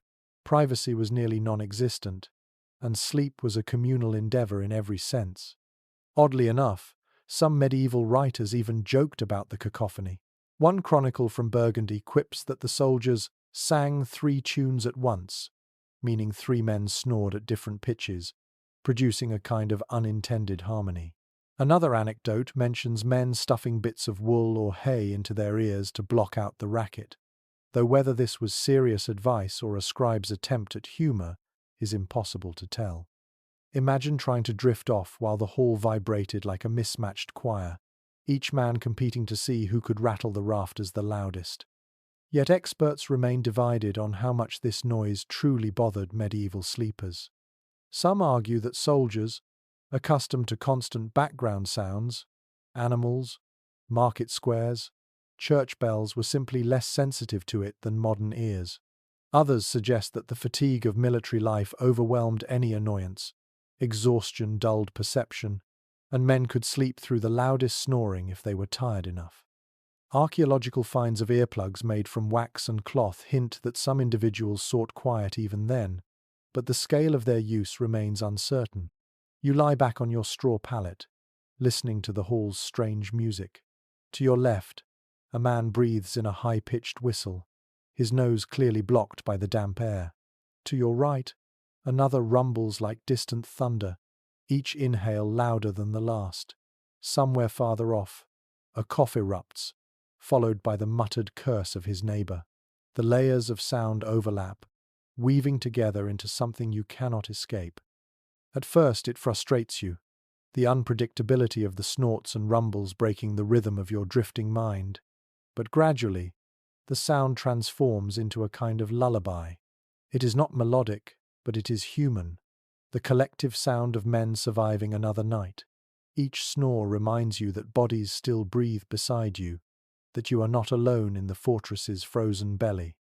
The smell of smoke clings to the air, mixing with sweat and damp wool. The fire has burned low, leaving only embers, but the snoring continues as though powered by its own fuel.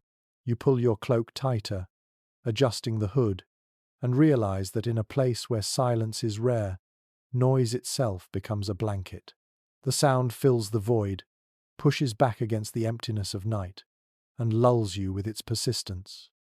You picture the scene from above, rows of men stretched across the hall, each in his own cocoon of cloak and straw, yet all bound together by the rhythm of their bodies. The chorus rises and falls, uneven but constant, as if the castle itself breathes through its garrison. The dog by your feet sighs and joins in, a soft whimper adding to the nocturnal orchestra. Some soldiers even turned this inconvenience into camaraderie. Accounts from later centuries mention men teasing each other about their battle snores, joking that a comrade's noise could ward off spirits or frighten rats. Others claimed the snoring was proof of good health.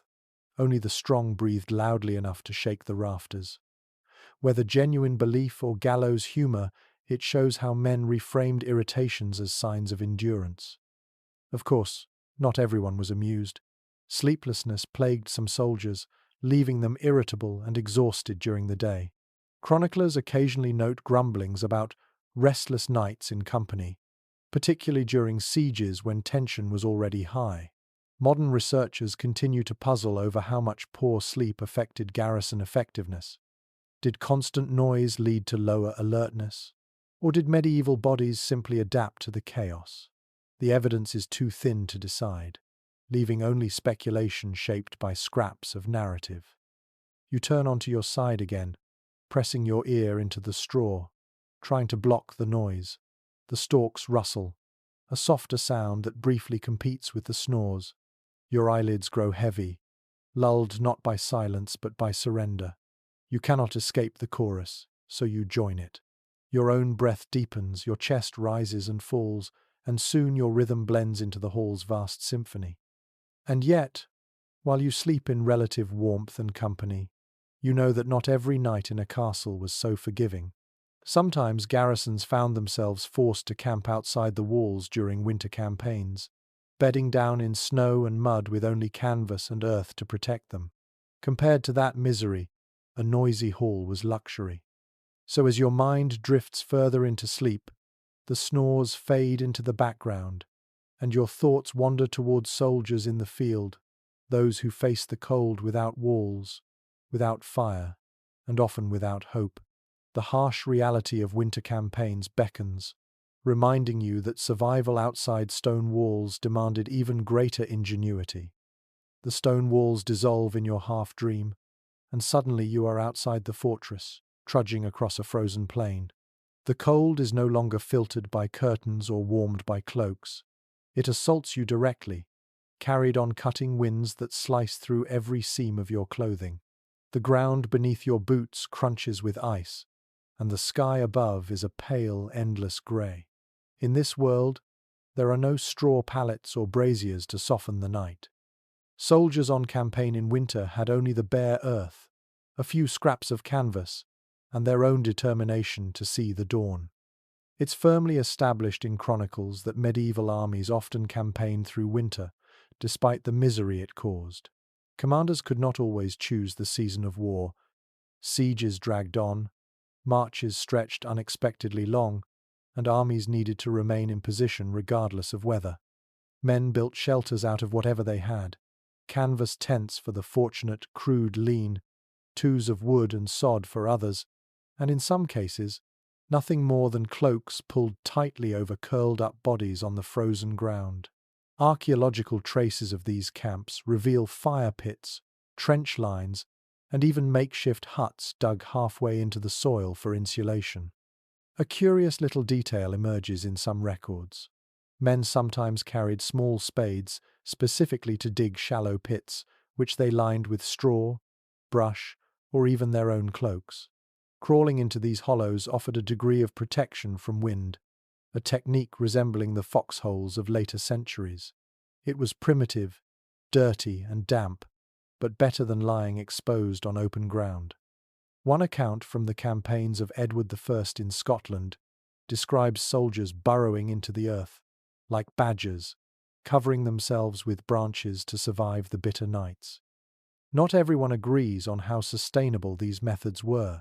Modern scholars remain divided on whether medieval troops truly endured entire winters in field conditions, or if armies more often retreated into towns and castles once snow fell. Some evidence points to long, grueling winter sieges, like the famous case of Calais in 1346, where men certainly endured months of cold in rough shelters. Others argue that chroniclers may have exaggerated the hardships to highlight soldiers' heroism or commanders' cruelty. The truth is likely a mix. Some endured weeks in snow, while others found shelter whenever possible. You sink into the vision of one such camp. Canvas tents flapping like sails in the wind. The fire pits at the center burn low, for fuel is scarce. Men huddle close, their faces blackened with smoke, their hands stretched over embers that offer only the illusion of heat. Some chew stale bread, others sip at watered ale, and all of them curse the frost. Cloaks pulled tight, they lie shoulder to shoulder, using each other as living insulation.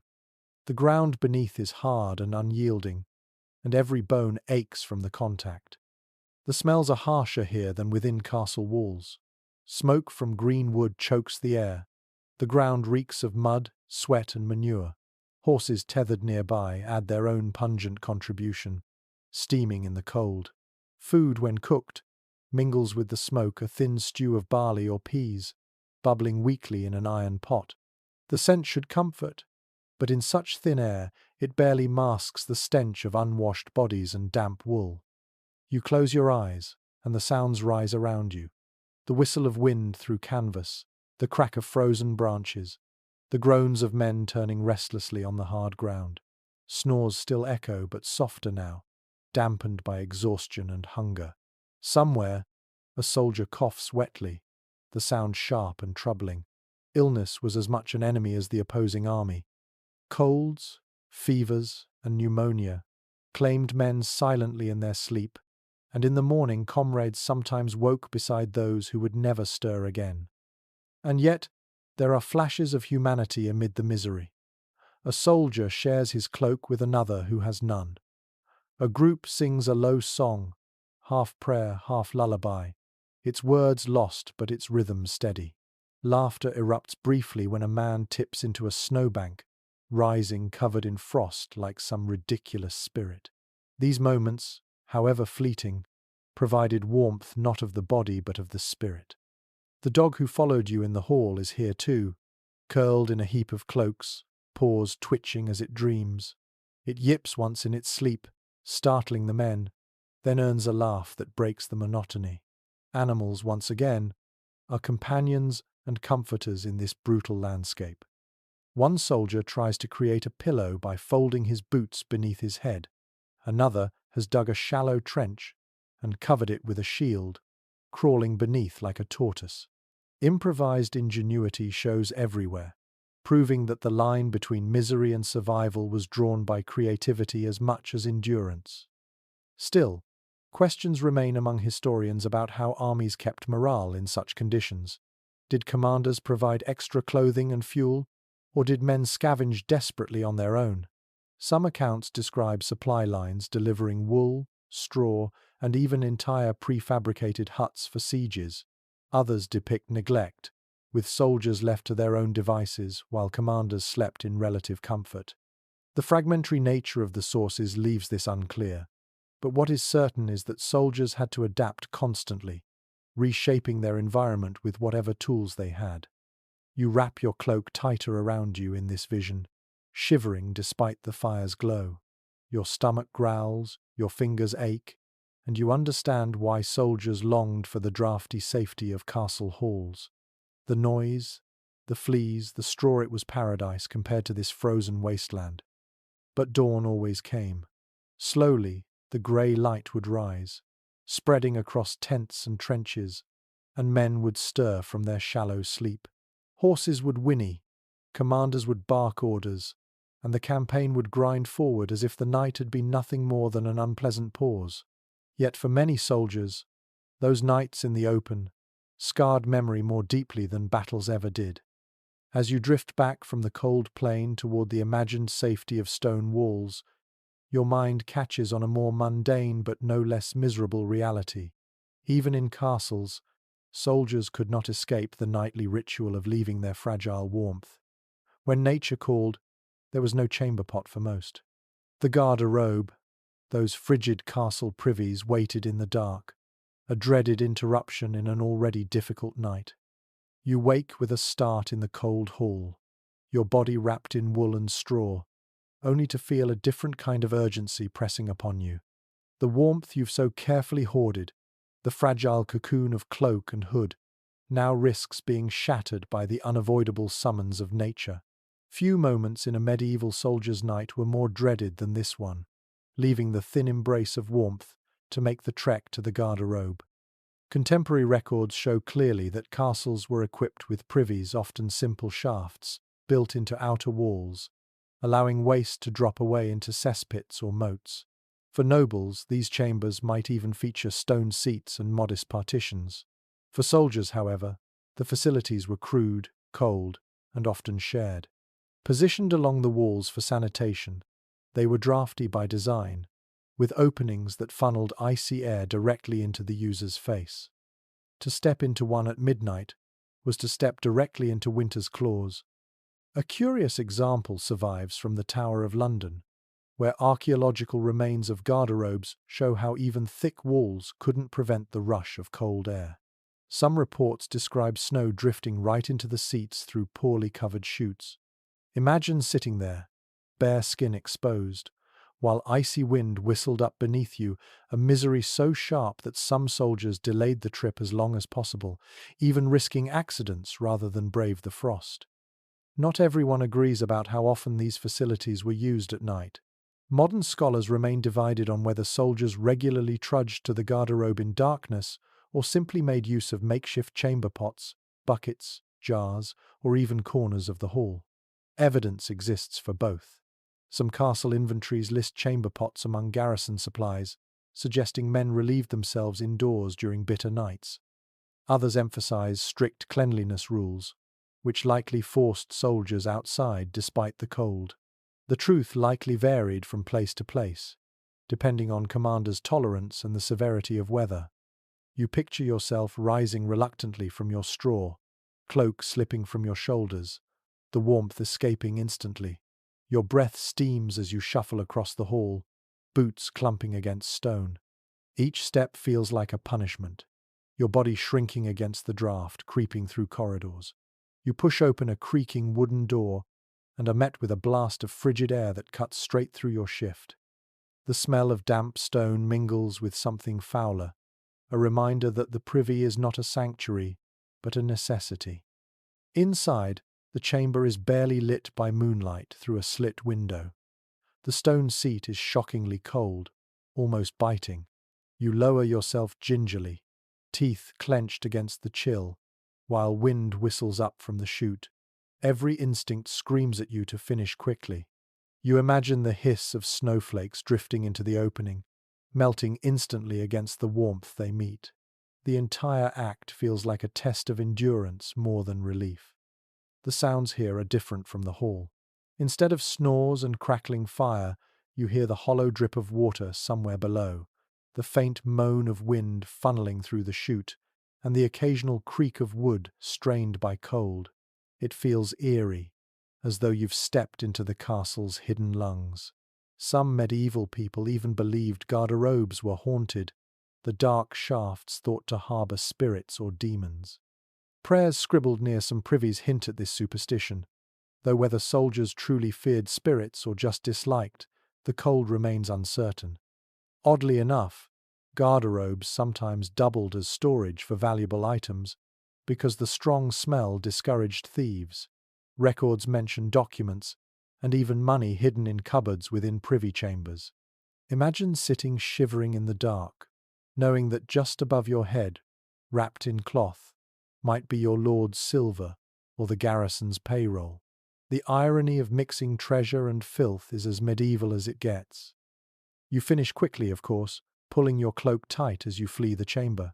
The rush of relief is brief, overwhelmed by the sharp sting of cold against exposed skin.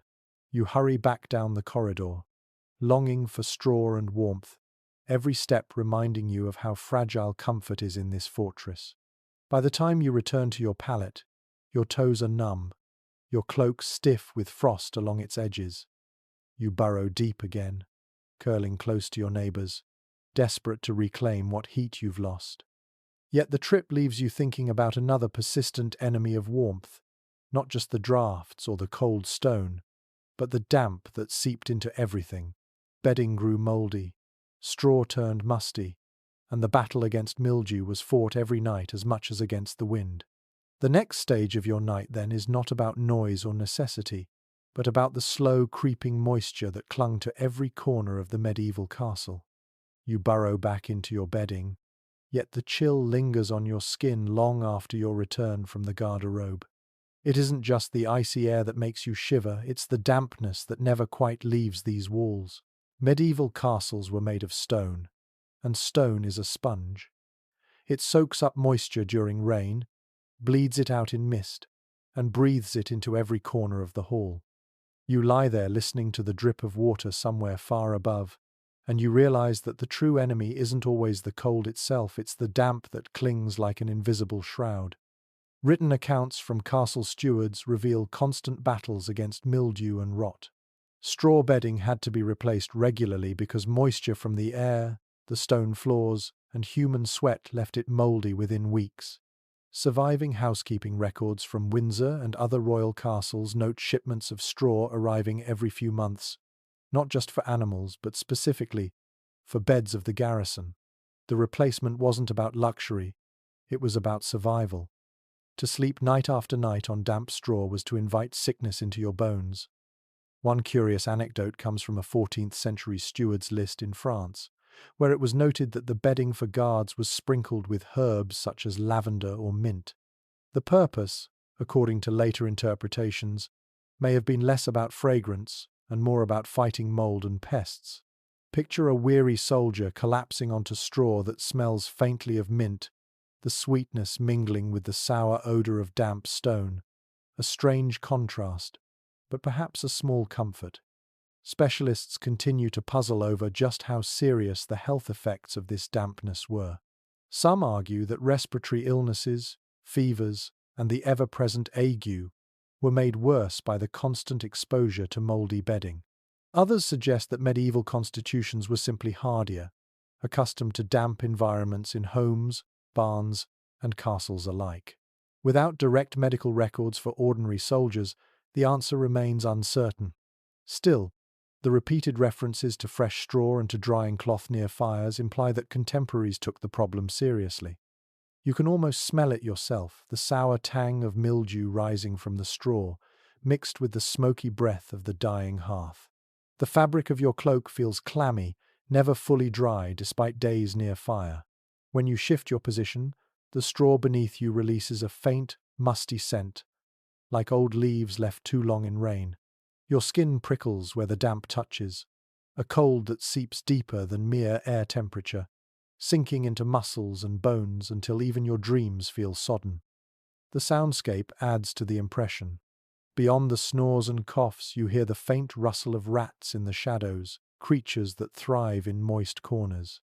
Their tiny claws scrape along wood, their teeth gnaw at whatever scraps remain. You pull your cloak tighter, not only against the chill but against the thought of vermin crawling close. Fleas and lice, encouraged by the damp warmth of human and straw, feast happily whether men are awake or asleep. And yet, you notice the resilience with which soldiers adapted. Some spread their cloaks directly on the stone to keep bedding off the wet floor, creating a barrier between body and damp. Others hung straw mats or even branches beneath pallets to absorb moisture. Ingenuity shaped survival. In a few castles, wooden sleeping platforms were provided to lift men above the worst of the damp, though these were far from common. Each man invented his own way of denying the moisture entrance to his body. The psychological weight of the damp may have been as great as the physical. Chroniclers sometimes wrote of heavy air or bad air that oppressed the spirit, words that modern readers might interpret as references to mold or mildew. Imagine waking each morning with lungs heavy, clothes clammy, and spirits dulled. Fatigue was not only from battle or guard duty, it was bred by the environment itself. Oddly enough, dampness also created strange superstitions. Some soldiers believed that mildew carried evil humours, that sleeping too close to a wet wall might draw sickness from the stone. A few charms survive in manuscripts, invoking saints to dry the bones or lift the damp. Were these metaphors or literal fears? The answer is uncertain, but either way, the damp had taken on the aura of an invisible predator. You turn in your bedding again, straw crunching, cloak heavy. The moisture seems to seep through every layer, reminding you that no amount of fire or wool can completely chase it away. Still, you endure. You always endure. Perhaps tomorrow fresh straw will arrive. Perhaps the steward will order mats replaced. Until then, you breathe shallowly, willing your lungs to resist the mildew. As your eyes close, you wonder about another common image of the medieval soldier, the man who never takes off his armor. Did men truly sleep in their steel for fear of sudden alarm? Or did they shed it, preferring to risk exposure rather than suffocation. The debate is old, the answer's uncertain, and your mind drifts into the puzzle as the damp night presses on. The damp presses down until your bones ache, and in your half-sleep you begin to wonder about the image that has haunted countless tales and paintings: the soldier slumped in a corner, still clad in armor, helmet tilted forward, sword across his lap. Did they truly sleep this way? Was steel their mattress and shield their pillow? Or is this more of a romantic myth than a lived reality? Surviving accounts from campaigns suggest strongly that soldiers did not, as a rule, sleep fully armored. The weight alone made rest nearly impossible. A suit of mail might weigh 20 to 30 kilograms, pressing against joints and digging into shoulders. Plate, though better balanced, was equally impractical for long hours. What soldiers often did instead was sleep in their padded undergarments, the gambeson or arming doublet that were already warm and offered some protection in case of sudden attack. Helmets, breastplates, and gauntlets were removed, placed within reach, ready to be donned at a moment's alarm. An odd little story survives from the 14th century about an English squire who insisted on sleeping in his armor for 3 nights during a march, boasting of his endurance. On the 4th day, his companions found him barely able to lift his arms from fatigue and rash. They teased him mercilessly, calling him the Knight of Iron Dreams. Whether true or exaggerated, it highlights the absurdity of trying to rest in heavy steel. Scholars remain divided, however, on just how often men kept portions of armor on through the night. Some argue that in besieged castles or on active campaign, sentries and even ordinary soldiers may have slept in partial armor, unwilling to risk being caught unprepared. Others point out that surviving clothing inventories list extra gambesons and cloaks, suggesting that men valued comfort enough to strip off steel whenever possible. The debate reflects a lack of direct testimony. Soldiers rarely wrote detailed diaries of their nightly habits. You imagine yourself lying down in armor for a moment. The mail shirt digs into your ribs, each link pressing with its tiny circle of iron. The breastplate pins your chest, making breathing shallow and strained. Your shoulders throb beneath the weight, and your hips ache from the unyielding edge. When you turn, the plates scrape and clatter, waking your neighbors. Sweat builds beneath the padding, dampening the linen shift and making the chill worse once you stop moving. The fantasy of the armored sleeper quickly gives way to a very unromantic truth. No one could last long this way without misery. What most men likely did, you realize, was compromise. A soldier might keep on his boots and sword belt, sleeping with his blade close at hand. A helmet might remain near his head like a strange iron pillow, ready to be pulled on in alarm. The gambeson served as nightwear, doubling as armor padding and bedding alike. It was thick, quilted, and warm, scratchy perhaps, but better than bare stone. Cloaks layered over it completed the ensemble, creating a strange hybrid of readiness and rest. You turn on your straw bed and imagine the clutter of equipment around you. Spears leaned against walls, shields stacked in piles, helmets arranged like eerie faces staring in the dark. In such surroundings, even sleep was never free of battle. The castle hall doubled as armory, barracks, and dormitory. You slept where you fought, and you fought where you slept. The sensory world reinforces the point. Your ears ring with the faint clink of steel as a man shifts beside you, perhaps rolling onto his chainmail by mistake. The smell of oiled leather and iron mingles with the ever-present smoke. You can almost taste the tang of rust in the air. Every reminder points back to warfare. Even in dreams, you are never far from the tools of violence. And yet, there were advantages to having armor so near. One tale tells of a garrison in Germany, surprised by raiders at dawn. The soldiers, half-dressed, scrambled into their gear, some fastening helmets with one hand while wielding swords with the other. They drove off the attackers not because they slept in armor, but because the equipment was at hand. Readiness, not endurance, was the true strategy. Modern historians try to reconstruct the practicalities. Experiments with replica armor suggest that lying in full gear causes bruising within hours, while gambesons provide acceptable comfort for rest. Archaeological finds of bed linen stained with iron oxide hint that men often stored armor close to bedding, where damp air caused rust. These clues point toward a nightly rhythm. Strip the steel, keep the padding, and trust that alarms could be met in time. You sigh, pulling your cloak tighter, grateful that at least you are not shackled by metal tonight. But as you shift, scratching at your neck, another discomfort reminds you of its presence, one not easily shed by removing armor. Fleas, lice, and vermin lurked in every corner of castle life, thriving in straw, wool, and bodies. They were the companions no soldier could escape, whether armored or bare. Your mind drifts reluctantly toward this itchier reality, knowing that even sleep came with its own crawling burdens. The next chapter of your night is not about steel, but about the vermin that shared every medieval bed. You scratch absently at your collarbone, then your calf, then the back of your neck. The sensation isn't imagined. It's the familiar irritation of tiny bodies crawling where they don't belong. Fleas and lice were as constant as the cold in a medieval castle. No matter how many layers of wool you wore, no matter how tightly you pulled your cloak around you, the little creatures wriggled, bit, and thrived in the warmth you so carefully tried to keep for yourself. Chronic sources describe plainly that infestations were an everyday reality. Fleas thrived in the straw bedding, while lice hid in the seams of wool garments and in the hair of men who rarely bathed. Castle records occasionally mention payments for herbs or powders to fumigate chambers, but these were only temporary measures. Even kings and queens complained of vermin in their beds, so for common soldiers the expectation was simple. You shared your nights with biting companions. Oddly enough, some soldiers almost joked about it. One French account mentions men calling their fleas bedfellows, and remarking that they kept one from freezing. It was gallows humour, of course, but not entirely false. Where fleas thrived, warmth was guaranteed. Imagine soldiers slapping at their legs in unison, laughing through gritted teeth about their loyal companions. The humour made the misery tolerable.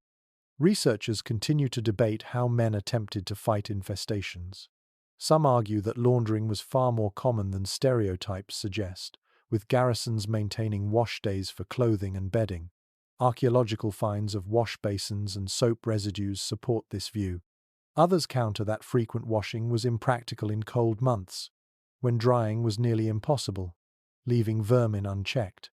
Certain medical texts mention rubbing bodies with vinegar or smearing cloaks with strong-smelling herbs to deter lice, though whether such remedies worked is another matter. The evidence leaves room for interpretation, with no single picture emerging. You shift on your pallet, scratching harder now. The straw beneath you rustles, and you realize that it is alive not only with fleas but with rats. Their faint squeaks echo in the dark, claws scuttling across beams, whiskers twitching as they nose through scraps of bread. You pull your cloak tighter, less in fear than in resignation. Vermin were part of the ecosystem of castles drawn by food stores, livestock, and humans. To live here was to accept their presence. The sensory assault is overwhelming. The itch of bites, the squeak of rats, the musty smell of straw mingled with droppings. You slap at your arm and feel the satisfying crunch of a flea between fingers, only to know that dozens more remain. Your scalp itches, your ankles burn, and you sigh. This, perhaps more than the cold, was the true misery of nightly life, the endless crawling that mocked every attempt at rest. And yet, adaptation shows itself again. Some soldiers shaved their heads to fight lice, wearing hoods or caps for warmth instead of relying on hair. Others dusted their bedding with ashes or sand, believing the grit deterred insects. Cats were kept not only for mice but for their reputation as vermin hunters in general. Even dogs, with their thick fur, distracted fleas from men by serving as more attractive hosts. Survival meant negotiation with pests as much as with weather. One story tells of a garrison in Germany where men burned their straw bedding every spring, convinced it purged the demon fleas. New straw was brought in, and for a few blessed nights, the itching subsided. Within weeks, though, the creatures returned. It was a Sisyphean battle waged over centuries, never won. The mental toll was real. Sleepless nights made tempers short, bred quarrels and frayed nerves. Chroniclers hint that vermin were sometimes seen as punishments for sin or tests of endurance, wrapping theology around biology. To scratch through the night was to remind oneself of human frailty, perhaps even divine displeasure. Whether you believed such tales or not, you could not ignore the bites. And so you roll onto your side, scratching still, wondering if the monks in their quiet monasteries faced the same torment. In truth, they did. Monastic records speak of strict washing routines, but even monks complained of lice in their habits and fleas in their straw. Their rules may have shaped order in the day, but at night, vermin did not discriminate between soldier and saint. As your eyes grow heavy despite the itching, you begin to think of those monks and their disciplined patterns of sleep. Their habits, their schedules, their night prayers, all of it left an imprint on castle life, including the way soldiers rested. Soon, your mind drifts toward the rhythm of monastic influence and how it bled into the barracks of stone fortresses. You scratch one last time at your scalp, sigh, and let your thoughts drift toward a different kind of order, one that belonged not to the barracks, but to the cloister. For while soldiers slept in chaos, surrounded by snores and vermin, their nightly rhythms were often shaped by a far more disciplined world, the monastery. Castles and monasteries stood side by side in medieval landscapes, and their practices, especially the structured hours of sleep and prayer, often influenced each other more than you might imagine. Medieval sources consistently note that monastic life revolved around the canonical hours, a strict schedule of prayers that punctuated the day and night. Monks rose at midnight for matins, prayed again at dawn, and continued through the hours until nightfall. Though soldiers were no monks, their routines were shaped by this same rhythm.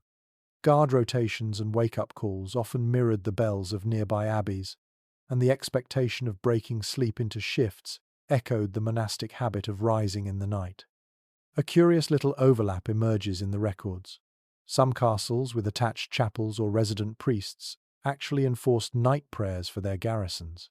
Soldiers, bleary-eyed from cold and fleas, were summoned to recite psalms or short devotions before returning to their straw. One 13th century account even mentions guards reciting the Pater Noster aloud on patrol, a practice likely inherited from monastic discipline. Imagine the surreal sight: armored men marching the walls at night, mumbling prayers into the wind, part devotion, part attempt to stay awake. Experts remain divided on how much this monastic influence truly shaped everyday barrack life. Some argue it was superficial, mere gestures of piety layered over the practical needs of watch duty. Others maintain that the very structure of soldierly existence, alternating sleep, watch, and meal times, was modelled on the regimented hours of the cloister. With evidence scattered across chronicles, the argument remains unresolved, though the parallels are striking. You picture yourself now, lying in the hall, half asleep when a small bell clatters somewhere in the darkness. It is not for worship tonight, but for duty, the call for a guard change. Yet the rhythm of waking at intervals feels familiar, inherited from monks who had been breaking their sleep for centuries. You groan, tug your hood lower, and are grateful that this time the summons is for someone else. Still, the sound plants itself in your dream, reminding you that your rest is never uninterrupted. The sensory impression of monastic influence lingers in subtle ways. The faint smell of incense drifts from the chapel, mixing strangely with smoke and straw. The sound of a priest's murmured chant may carry through stone corridors, weaving itself into the snore chorus of the barracks. Even gestures of devotion, men crossing themselves before sleep, muttering prayers against demons and frost, echo the spiritual discipline that shaped medieval nights. And here lies another curious anecdote. In some garrisons, monks or chaplains taught soldiers short hymns that doubled as lullabies. A fragment survives in a manuscript describing a tune sung by men in Normandy, supposedly both a prayer for safety and a rhythm to soothe weary minds. You imagine the hushed voices of soldiers humming in the dark, not unlike monks chanting in their cloisters, the two worlds converging in the simple desire for rest. But while monks embraced broken sleep as a spiritual discipline, soldiers endured it reluctantly. Their interrupted nights were born of necessity: alarms, guard rotations, sudden drills. The result was the same sleep in fragments, never deep, always shallow. Modern researchers still puzzle over how such fractured sleep affected performance. Did men adapt, as monks seemed to, or did fatigue drag them down in subtle ways? The evidence leaves no simple answer, only hints of tired bodies and bleary mornings. You shift again on your pallet, pulling your cloak close, and think about how this blend of soldierly necessity and monastic discipline created a rhythm unique to castle life. Nights were not a single block of slumber. They were cycles of waking, praying, watching, and sleeping again. The human body adjusted, grudgingly, to this pattern, finding rest where it could. Still, fatigue took its toll.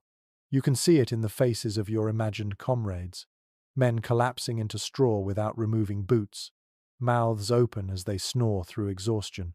Battle itself was not always what broke soldiers. It was the ceaseless drain of nights like these, where true rest was elusive, where the cold, noise, and duty gnawed at body and spirit. And so your mind lingers on that fatigue, the kind that seeps so deep you hardly care where you sleep. Soldiers learn to collapse anywhere on straw, in stables, under cloaks driven by exhaustion more than comfort. The monastic rhythm may have shaped the structure, but fatigue was the real master.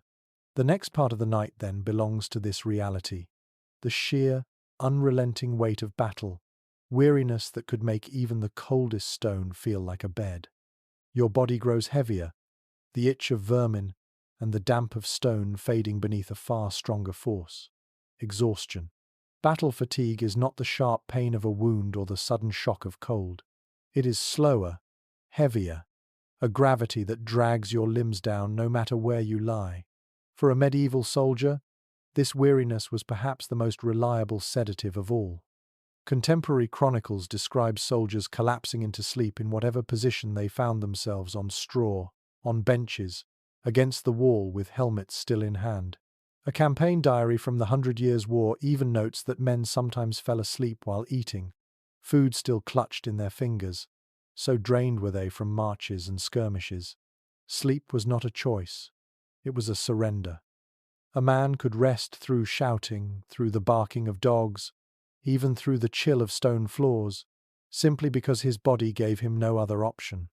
One particularly vivid account from a Burgundian soldier tells of men bedding down on the battlefield itself, among broken weapons and discarded shields, too tired to care about comfort or safety. They lay in the mud, helmets as pillows, cloaks draped over their faces, and slept as though they had never known featherbeds. The image is both tragic and oddly reassuring. Humans can endure almost anything when exhaustion forces the body to ignore all else. Yet modern scholars remain divided on whether such profound fatigue truly compensated for harsh conditions. Some argue that physical exhaustion allowed men to sleep deeply even in bitter cold, granting genuine rest. Others suggest the opposite, that constant wakefulness, interrupted by shallow dozing, left soldiers chronically sleep-deprived, weakening their immune systems and dulling their alertness. The limited medical records leave this an open question, but the debate underscores the paradox. Exhaustion helped men sleep, but may also have broken them slowly. You imagine the sensation yourself. Your body aches after a day of guard duty and hauling supplies. Your arms are heavy from carrying weapons. Your legs burn from climbing towers. When at last you lie down, the stone feels almost soft, the straw almost luxurious. Your cloak scratches, your hood itches, but none of it matters. Your eyelids close with the force of a hammer, and the world recedes into darkness. The soundscape shifts when you are this tired. Snores no longer irritate you. They blur into the background, a hum that barely registers. The rustle of rats, the drip of water, even the cough of a neighbor all fade into nothing. Your mind drifts in and out, sometimes awake, sometimes half dreaming, sometimes unaware of which state you're in. This fractured sleep becomes the soldier's normal. And here lies a curious little anecdote. Some accounts mention soldiers sleeping while standing, leaning on their spears or shields. During long sieges, men supposedly nodded off against walls, still upright, their weight balanced by armor and weapons.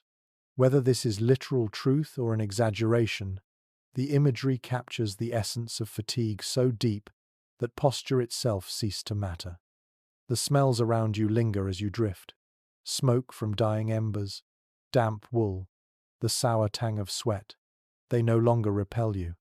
Exhaustion dulls every sense until all that remains is the heavy comfort of shutting down.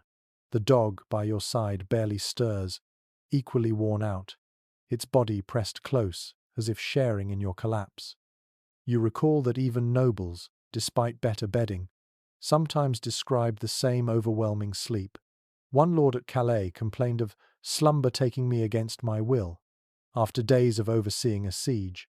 Whether wrapped in fur blankets or rough cloaks, fatigue was universal, binding knight and foot soldier alike. But fatigue also carried dangers. A sentry might doze on duty, risking the safety of all. A man might roll too near a brazier, his cloak catching fire while he slept too soundly to wake. Others might miss alarms, roused only when commanders shook them violently. Sleep was both salvation and risk, an unpredictable ally in a world of constant hardship. Researchers continue to discuss whether medieval soldiers truly achieved restorative rest in such circumstances. Some argue that their bodies, accustomed to physical labor from youth, were better suited to brief, irregular sleep than modern bodies. Others counter that constant illness and high mortality prove that such adaptation had limits. Again, the truth remains elusive, lost between chronicles that highlight endurance and those that emphasize suffering. You lie deeper now in your imagined exhaustion. The hall, the straw, the damp, they all blur. You could be anywhere. Under a tree, in a trench, on a battlefield. The world reduces to the rhythm of breath and the weight of your own body pressing downward. This is what fatigue does. It erases environment, silences discomfort, and demands only rest. And yet, as you drift, your mind conjures another image. Not all soldiers were lucky enough to find stone walls above their heads or straw beneath their backs. Many improvised even inside castle yards, turning cloaks and shields into tents, crafting little shelters against the drafts. If fatigue drove men to collapse anywhere, ingenuity sometimes softened the fall. Your thoughts wander toward these improvised tents, the makeshift shelters that dotted castle courtyards when space and comfort ran short. The hall fades, and you find yourself stepping into a castle yard under the stars. The walls rise high and dark around you, broken only by the torchlight of sentries pacing above. Down here, the air is raw and biting, yet scattered across the yard are odd little constructions, cloaks strung over spears, shields leaned together, bits of canvas pegged down with stones. These are the improvised tents of soldiers who could not squeeze into the hall or who preferred to make their own corners of shelter. Contemporary accounts of sieges and garrison life show clearly that improvised tents and lean-tos were common within castle grounds.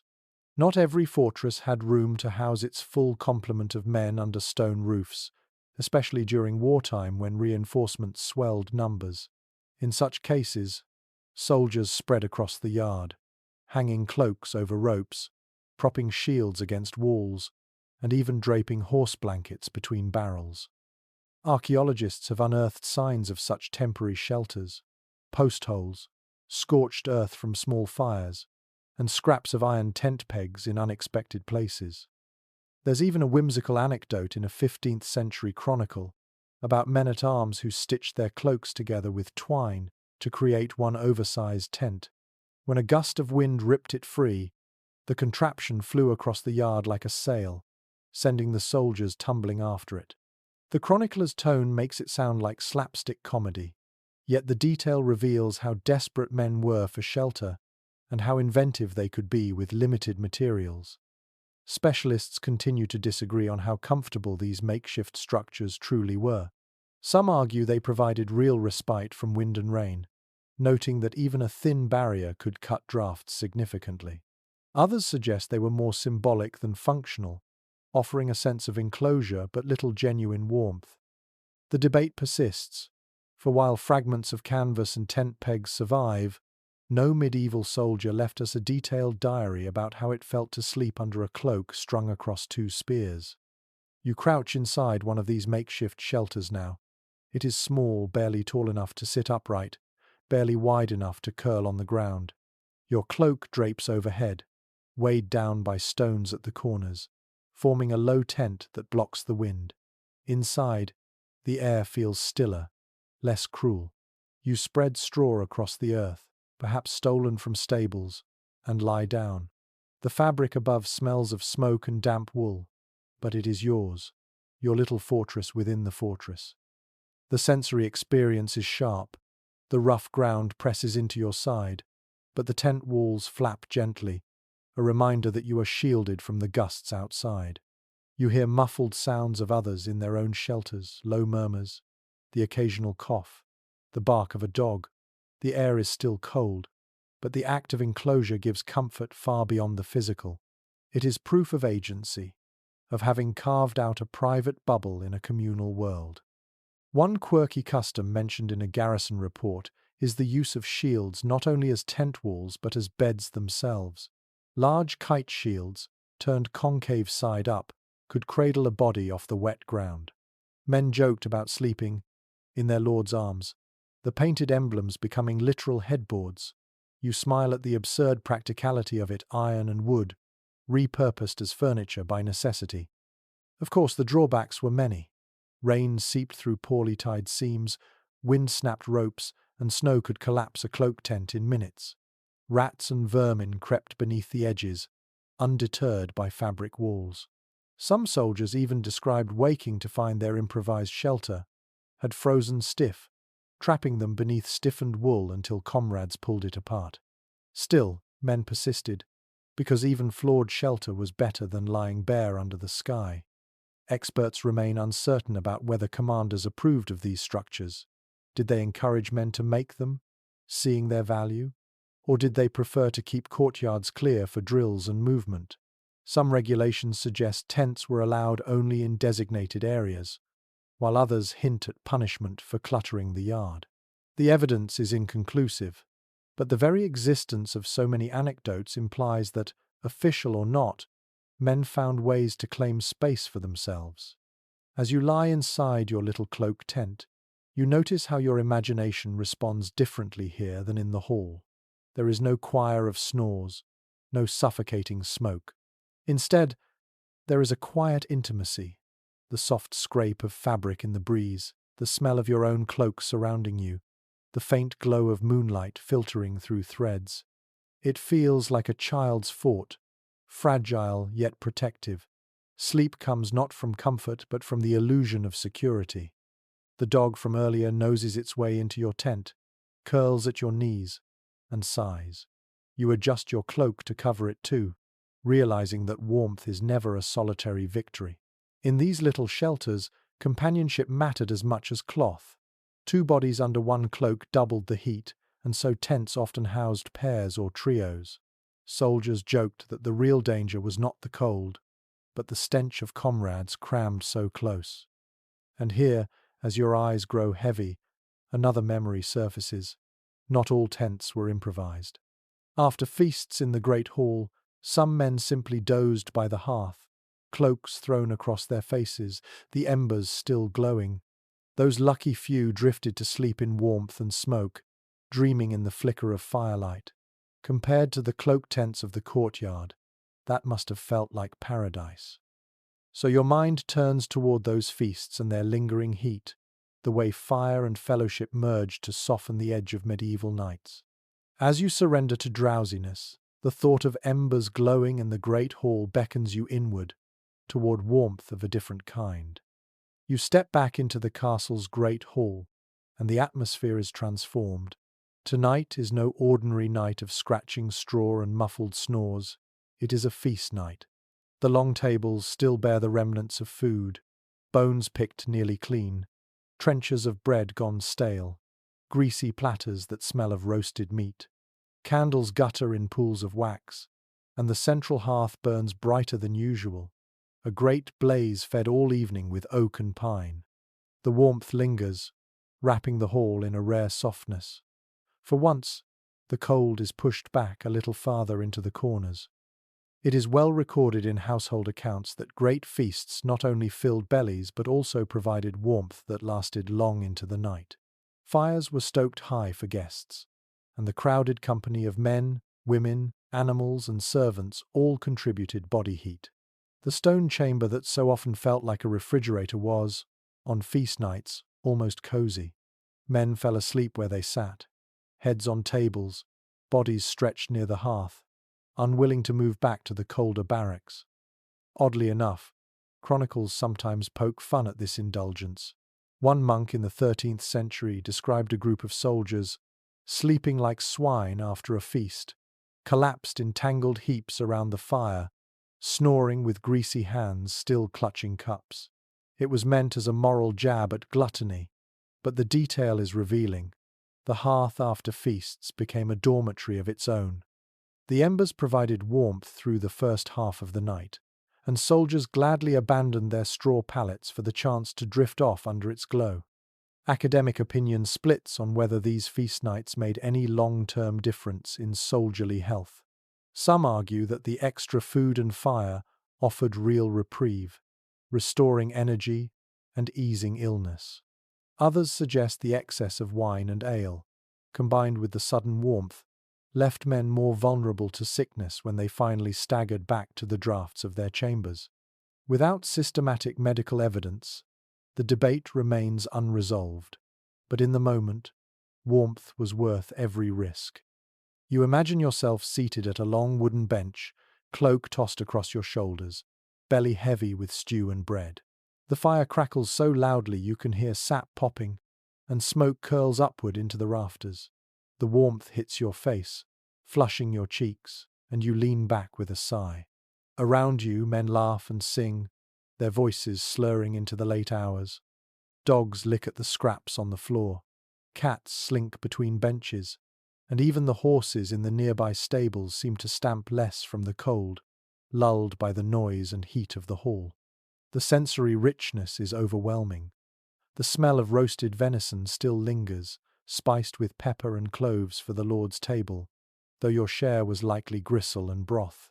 Ale sloshes in cups, spilled across boards and soaking into bread. The tang of smoke mixes with the perfume of herbs scattered on the rushes underfoot. For once, the mixture of odours feels less oppressive and more alive, a tapestry of indulgence instead of deprivation. Gradually, laughter fades. Men slump forward, arms folded on tables, or sprawl directly on the rushes, their boots steaming from melted snow. Some remove nothing, cloaks still on, hoods pulled low. Others unbuckle belts and swords, dropping them carelessly at their sides. The glow of the hearth becomes softer, the hall quieter, the fire the only voice left. You feel yourself drawn to it, leaning closer, basking in its heat until your skin prickles. One peculiar tradition noted in a few accounts is that of deliberately leaving embers banked for sleeping soldiers.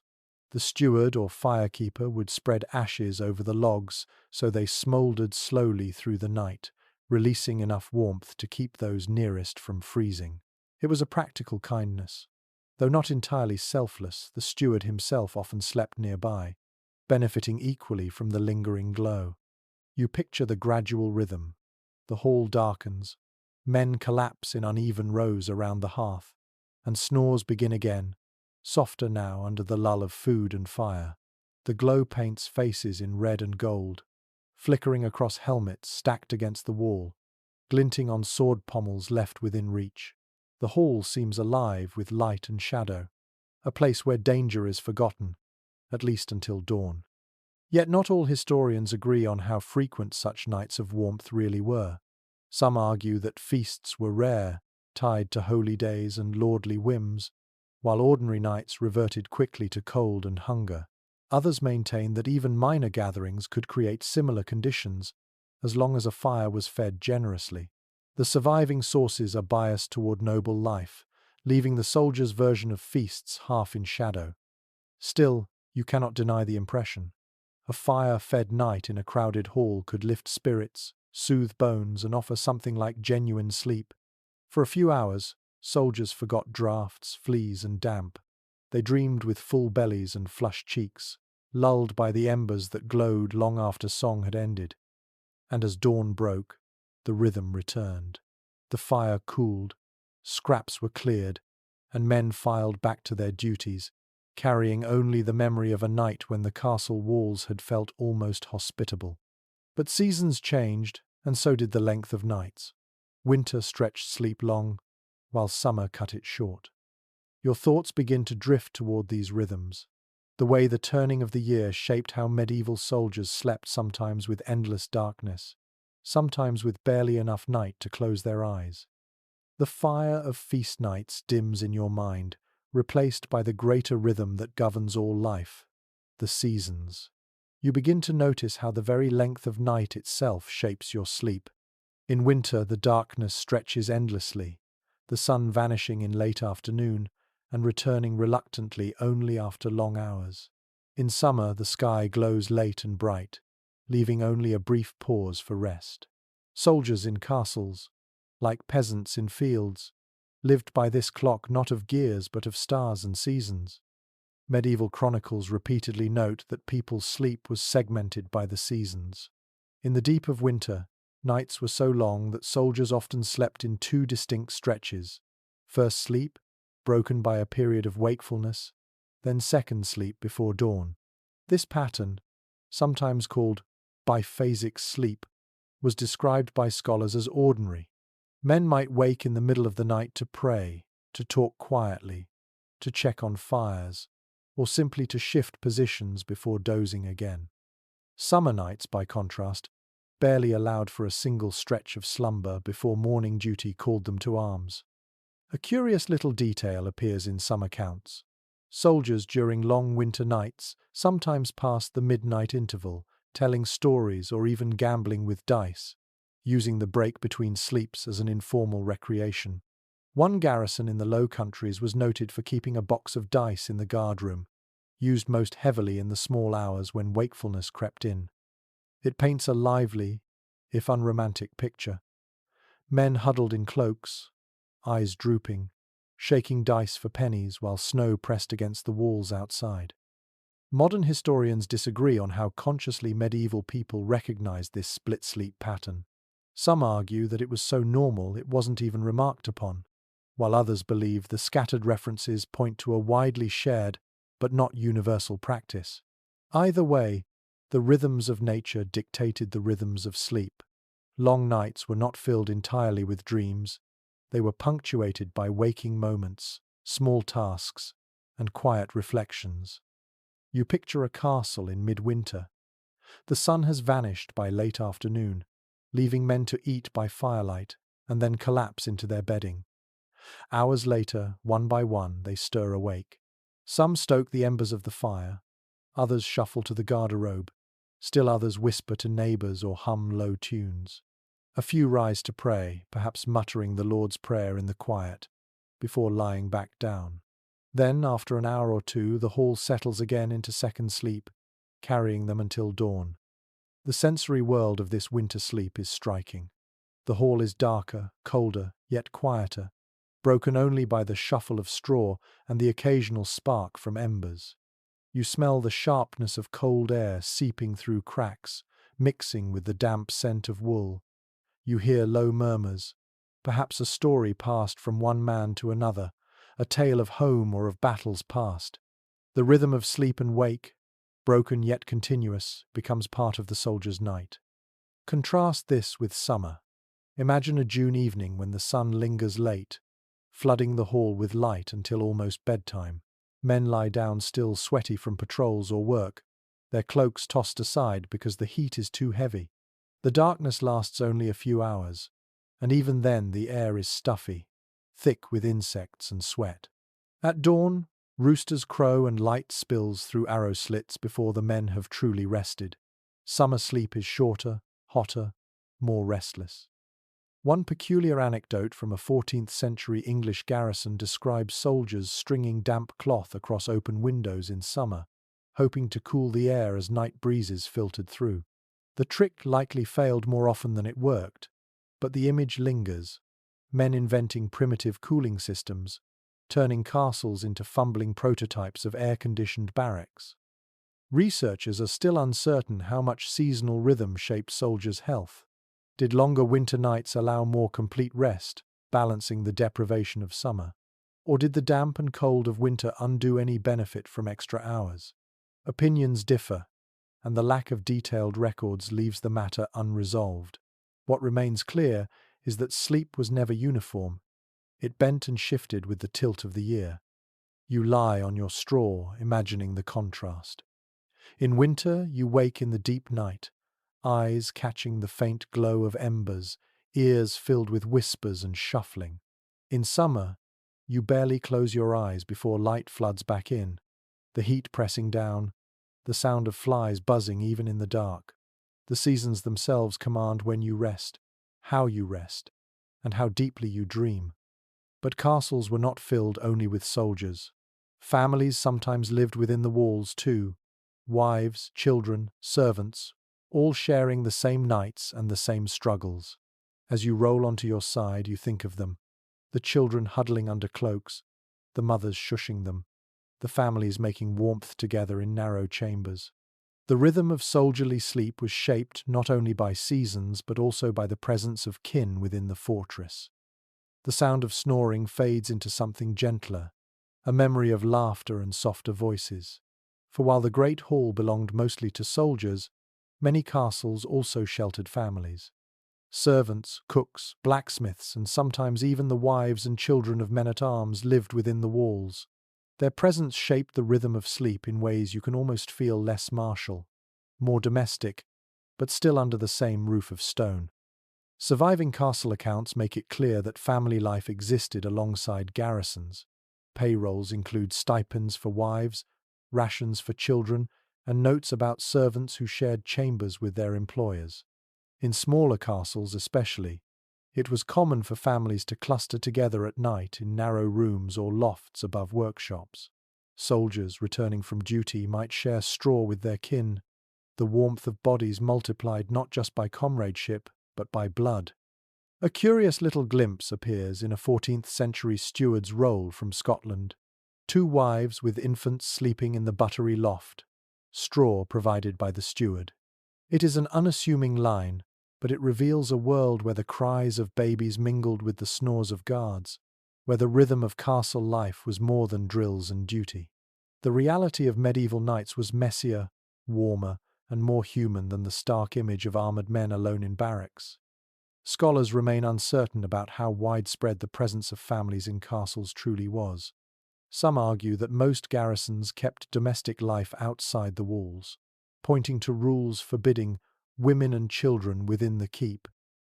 Others counter that practical necessity, laundry, cooking, nursing, and companionship meant such bans were often ignored. Archaeological finds of toys, sewing needles, and small shoes inside castle sites suggest that children were more common within walls than official records admit. The evidence, as always, leaves space for interpretation. You imagine it now, a corner of the hall partitioned by cloth, where a mother hushes her child, rocking the little one against her chest.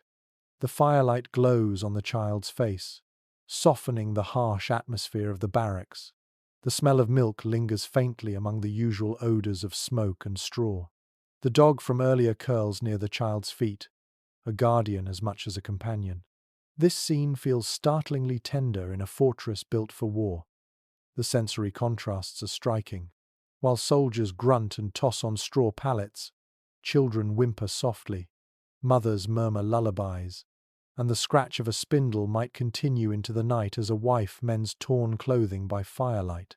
The air smells less of sweat and iron here, more of bread crusts and wool, though the background of smoke is never absent. The sounds of family blur into the soldierly chorus until they are inseparable, one great mixture of survival. One odd practice mentioned in a few chronicles is that children were sometimes placed in the warmest spots by hearths, or even nestled between sleeping adults in the hall. Child between two, a phrase in one record, suggests a deliberate method of keeping little bodies alive in harsh winters. It echoes the same instinct soldiers had when huddling for warmth, survival through closeness, whether among comrades or kin. The presence of families also altered the psychology of sleep. Soldiers lying beside their wives or children may have found greater comfort, a sense of stability amid the chaos of war. Yet it also created vulnerability. The same chroniclers who recorded playful images of children in halls also mention tragedies, raids, where women and children were caught inside castles under siege, forced to endure the same privations as the men. Their cries in the night would have been a grim reminder of what was at stake. Modern researchers still debate how much domestic presence shaped morale. Some argue that families inside castles provided crucial emotional anchors, reducing desertion and increasing soldiers' willingness to endure hardship. Others believe the opposite, that distractions of family life complicated discipline and blurred the lines of martial order. Both interpretations hold truth, perhaps depending on the lord, the castle, and the season. You nestle into your straw, and the image of a mother rocking her child lingers. The fire crackles faintly, muffling the cries, and the hall feels less like a barracks and more like a village under one roof. You imagine the comfort that must have brought, even to men without families of their own, the sense that the fortress held not just warriors but life itself. Still, not every night carried such warmth. Families might soften the edges of hardship, but when the castle came under siege, everyone inside, soldier, wife, child, servant, shared the same deprivation. Food grew scarce, fuel dwindled, and nights became colder than ever. Your thoughts drift toward those harshest of times, when even within walls, survival of the night was uncertain.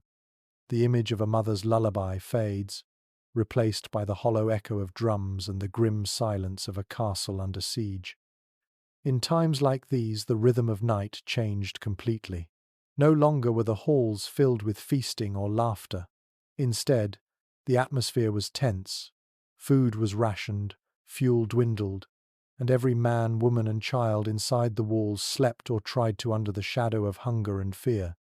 Surviving chronicles make it clear that sieges often dragged on for months, sometimes more than a year. During that time, castles became prisons as much as fortresses. Nights were punctuated not by snores alone, but by the rumble of siege engines outside, the thud of stones against walls, and the cries of sentries warning of attack. Sleep was shallow, constantly broken, shaped by the knowledge that the enemy never truly rested. One particularly grim anecdote comes from the siege of Chateau Gaillard in 1203. Starving soldiers and civilians inside the fortress reportedly huddled together in desperate attempts to keep warm, as wood supplies dwindled and fires were rationed to the barest embers. Some accounts describe people gnawing on leather or bones to still their hunger, their nights restless not from cold alone, but from the hollow gnawing of their stomachs. Imagine trying to close your eyes while your body screams for food, the chill amplifying every pang. Modern historians remain divided over how much nightly life deteriorated during long sieges. Some argue that defenders maintained routines, rotating guards, banking fires, rationing straw to preserve morale. Others suggest that chaos inevitably crept in, with exhaustion, hunger, and fear eroding discipline until nights were nothing more than shivering endurance. Archaeological digs of siege layers show evidence of both: careful organization in some castles, but signs of desperation in others, such as burnt animal bones and hastily dug fire pits. You picture yourself lying on straw during a siege. The fire has been reduced to glowing coals, barely enough to light the chamber. Cloaks are pulled tighter than ever, bodies pressed closer, but the warmth feels weaker. The air smells not of roasted meat, but of boiled roots, of thin broth ladled sparingly. The hall no longer hums with chatter. It murmurs instead with prayers, whispers of despair, the quiet sob of a child muffled in a mother's cloak. The sensory world is harsher here. Smoke still lingers, but thinner, for fuel is precious. The air is damp and heavy, as drafts slip through cracks left by bombardment. Your belly growls, sharp and painful, making sleep elusive. Every creak of timber, every far-off shout from the walls jolts you awake. Dreams are haunted not by comfort, but by the looming presence of an enemy just beyond the stones. Yet even in such misery, resilience flickered. Chronicles mention soldiers telling stories in whispers during siege nights, trying to distract themselves and their families. Dice and cards reappear, played by firelight with tokens that were often scraps of bone or wood. One tale describes defenders at Rouen joking bitterly that rats were the new venison, turning even the horror of starvation into gallows humor. These small rituals offered a kind of psychological insulation, wrapping men's minds in something warmer than their cloaks could provide. A striking detail survives from a 15th century account. During a winter siege, soldiers reportedly slept in shifts, not only for guard duty, but to conserve body heat. One group would huddle together for a few hours while another kept watch. Then they would trade places, ensuring that each cluster retained at least some warmth. It was a strategy born of scarcity, where even sleep became part of the rationing system. Still, questions remain about how often such routines truly held. Some experts argue that siege conditions must have led to widespread illness from damp, vermin, and malnutrition. Others believe that discipline and faith kept men steady, their nightly prayers as important as their nightly cloaks. The absence of soldiers' voices in the records leaves us guessing, piecing together fragments into a picture that is vivid yet incomplete. You lie there in the siege night, pulling your hood over your face, trying to block out hunger and fear. Your body trembles with cold, but worse still is the awareness of footsteps echoing above the guards who cannot sleep at all. You envy them, in a way, because exhaustion might keep them from thinking about empty bellies. You turn, straw crunching, and will yourself to forget. But memory lingers of better nights, of feast embers, and families huddled close. You cling to those memories as warmth of a different sort, proof that not every night was misery. And slowly, as your mind drifts, you begin to think of the difference between rich and poor within castle walls. For while soldiers slept in straw and vermin, the lords and ladies above rested in beds with hangings and fur. The contrast is sharp, and it shapes your next thought. How different must sleep have felt in noble chambers, even under the same stone roof? The whispers of the besieged hall fade, and you climb, if only in your imagination, up the spiral staircases that wind toward the lord's chambers. Here the night is no less dark, but the quality of sleep feels markedly different. Instead of open floors strewn with straw, you step into a chamber lined with tapestries, the draught softened by heavy hangings, and a bed raised on a wooden frame. This was the noble's privilege, the chance to turn sleep from mere survival into something resembling comfort. Castle inventories from the 13th and 14th centuries confirm this difference clearly. They list feather mattresses, linen sheets, fur blankets, and bed curtains among the possessions of noble families. Some beds were so large that entire households might have slept together in them. Lord, lady, children, even favoured servants. While soldiers huddled under cloaks, the elite closed curtains around their four posters, creating a private tent within stone walls.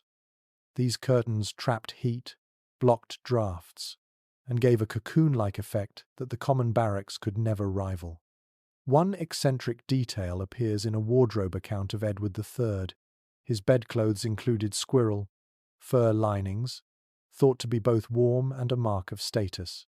Imagine drifting off with dozens of tiny pelts stitched together into one blanket, their soft underfur brushing against your face. To modern ears it sounds bizarre, but to nobles, fur meant not only warmth but wealth, a display of resources even in sleep. Historians, however, remain divided on how much warmer these noble chambers actually were compared to the great hall below. Some argue that tapestries, hangings, and smaller chambers did create a noticeable difference, raising temperatures enough to banish frost from the air. Others point out that even noble bedrooms often had stone floors, single hearths, and poor insulation. They may have been less freezing, but they were not truly warm by modern standards. Archaeological studies of castles with reconstructed chambers show only modest differences in temperature. Still, compared to the exposed barracks, the luxury was real. You lower yourself onto such a bed in your imagination. The mattress, filled with feathers, sighs beneath your weight, far softer than straw. Linen sheets, cool at first, warm quickly against your skin.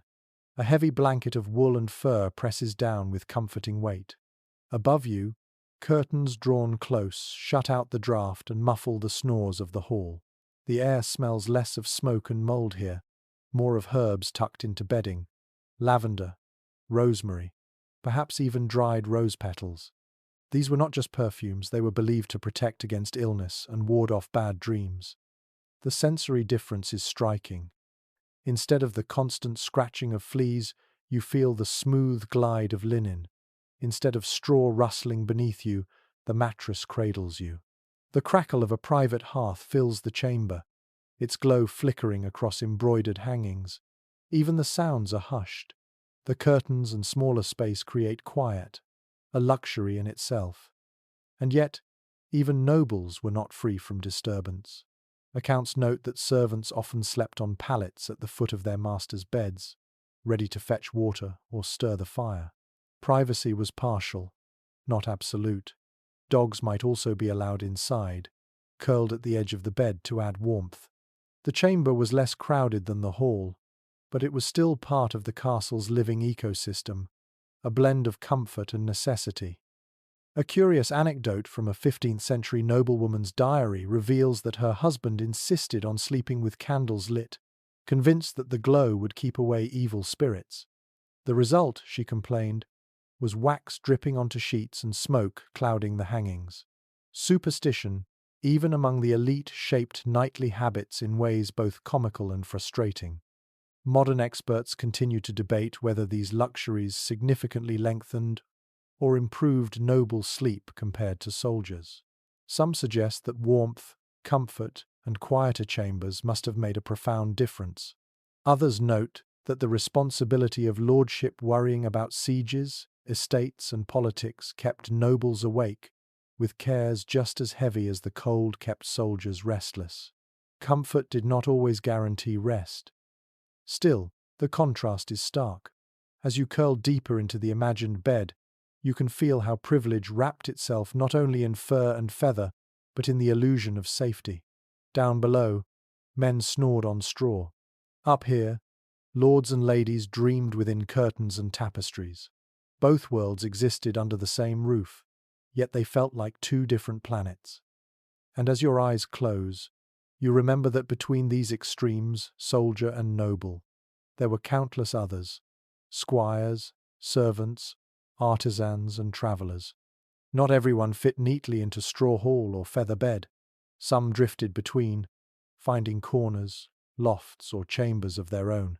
To understand fully how medieval soldiers slept, you must also glimpse these in-between spaces, the overlooked niches of castle life, where sleep happened in more ordinary, muddled forms. The noble's fur-lined chamber fades, and your imagination drifts back down winding staircases into the less glamorous corners of the fortress, the in-between spaces, the nooks and crannies where not soldier or lord, but the in-betweens of castle life, found their rest. Here you discover a quieter truth. Sleep was not confined neatly to the hall or the lord's chamber. It spilled into kitchens, lofts, storerooms, and stairwells. For medieval soldiers, these spaces sometimes became havens when barracks overflowed, or when a man simply longed for a corner of solitude. Medieval records, though sparse, do hint at these improvised sleeping spots. Servants and lower-rank garrison members are sometimes listed as sleeping in the buttery or near the ovens. It makes sense. Warmth lingered where bread was baked or where animals were kept. Soldiers were pragmatic. If the great hall was noisy or crowded, they found other places to lie down. Kitchens especially provided residual heat, long after fires had died in other parts of the castle. Oddly enough, one household account from a French castle mentions a scolding issued to guards found napping in the pantry. The steward complained of crumbs in the straw and rat company. The detail is comical, you picture. Weary men curled beside sacks of grain, brushing vermin away with half-hearted swats. But it also reveals how sleep found its way to places never designed for it, reshaping the architecture of the night. Researchers are still uncertain how common these hidden sleeping spots were. Some argue they were rare exceptions, tolerated only in overcrowded conditions. Others suggest they were far more routine, pointing out that castles were always busy with far more people than their official records imply. Archaeological traces, straw compressed into corners, soot stains on floor niches add weight to the idea that improvised bedding was normal, not unusual. You lower yourself into one of these imagined niches, a corner near the kitchen hearth. The fire has died down, leaving only faint warmth on the stone. The smell is thick with smoke, mingled with yesterday's bread and the sharp tang of onions. A sack of flour becomes your pillow, your cloak, your blanket.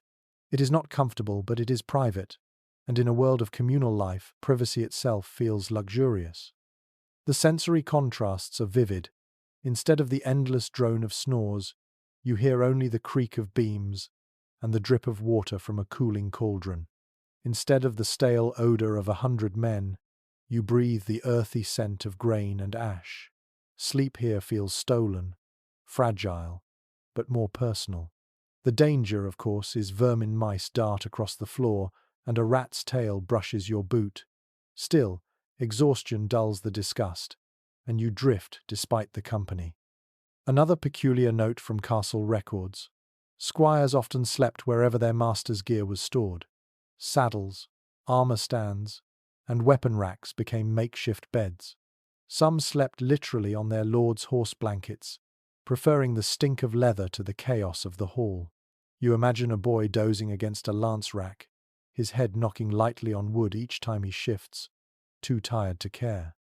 Experts remain divided on how these improvised habits shaped morale. Did they provide necessary relief from the communal chaos, or did they fragment the cohesion of garrison life?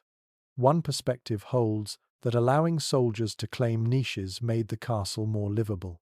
Another warns that scattered sleeping reduced discipline and created disorder. The debate reflects, once again, the tension between practicality and principle. You think of stairwells, two spiral stone stairs where men sometimes slumped, cloaks wrapped around them, backs against the wall. The constant draft through arrow slits would chill them, yet the solitude may have been worth it. A guard off duty might collapse halfway down a tower stair, snoring quietly while comrades stepped over him. These liminal spaces carried their own strange kind of rest. Even chapel corners sometimes doubled as beds. Priests complained of soldiers trespassing on holy benches, yet the pull of peace and warmth was undeniable. Imagine lying under a carved arch, the faint scent of incense still clinging to the stone, candles long extinguished. Sleep here would feel blessed, perhaps, even if officially forbidden. The dog who has followed you through many nights curls now beside you in the kitchen corner. Its body presses close, its fur carrying the lingering smell of horses and hay. Together you find warmth that the hall denied. The improvisation feels human, instinctive, a search for shelter wherever it may be found. And so you realize that medieval sleep was not just communal or noble, it was opportunistic. Men slept wherever warmth, quiet, or safety offered itself. In this, they resembled travelers and pilgrims as much as soldiers. They adapted, bending the rigid stone walls to their needs, turning castles into patchwork dormitories. As your eyes close, you consider the wider symbolism. Castles were built to withstand siege, to project authority, to embody permanence. Yet every night, their stone was softened by straw nests, cloak tents, kitchen corners, and improvised beds. Soldiers carved comfort out of a fortress, proving that survival was not only about walls and weapons, but about the persistence of sleep. Your thoughts turn toward the dawn that followed such nights. For however uncomfortable, fractured, or improvised, Sleep had to end. The horns and bells of morning roused men to duty, to drills, to the cold day ahead. The next chapter of your story, then, is about those dawn rituals, the way soldiers shook off straw and smoke and prepared for another cycle of hardship. The dark corners of the kitchen fade as the first grey hint of dawn creeps into the castle. Sleep, whether on straw pallets, beneath noble fur, or curled in a kitchen corner, was never endless. Morning arrived with a certainty that no cloak or curtain could delay. For medieval soldiers, dawn was both relief and burden, the promise of warmth from activity, but also the end of whatever fragile comfort the night had offered. Medieval sources consistently describe the start of the day as marked by bells, horns, or shouted calls. Castles with chapels used church bells to signal lauds, the morning prayer, and the sound echoed through courtyards to rouse men for duty.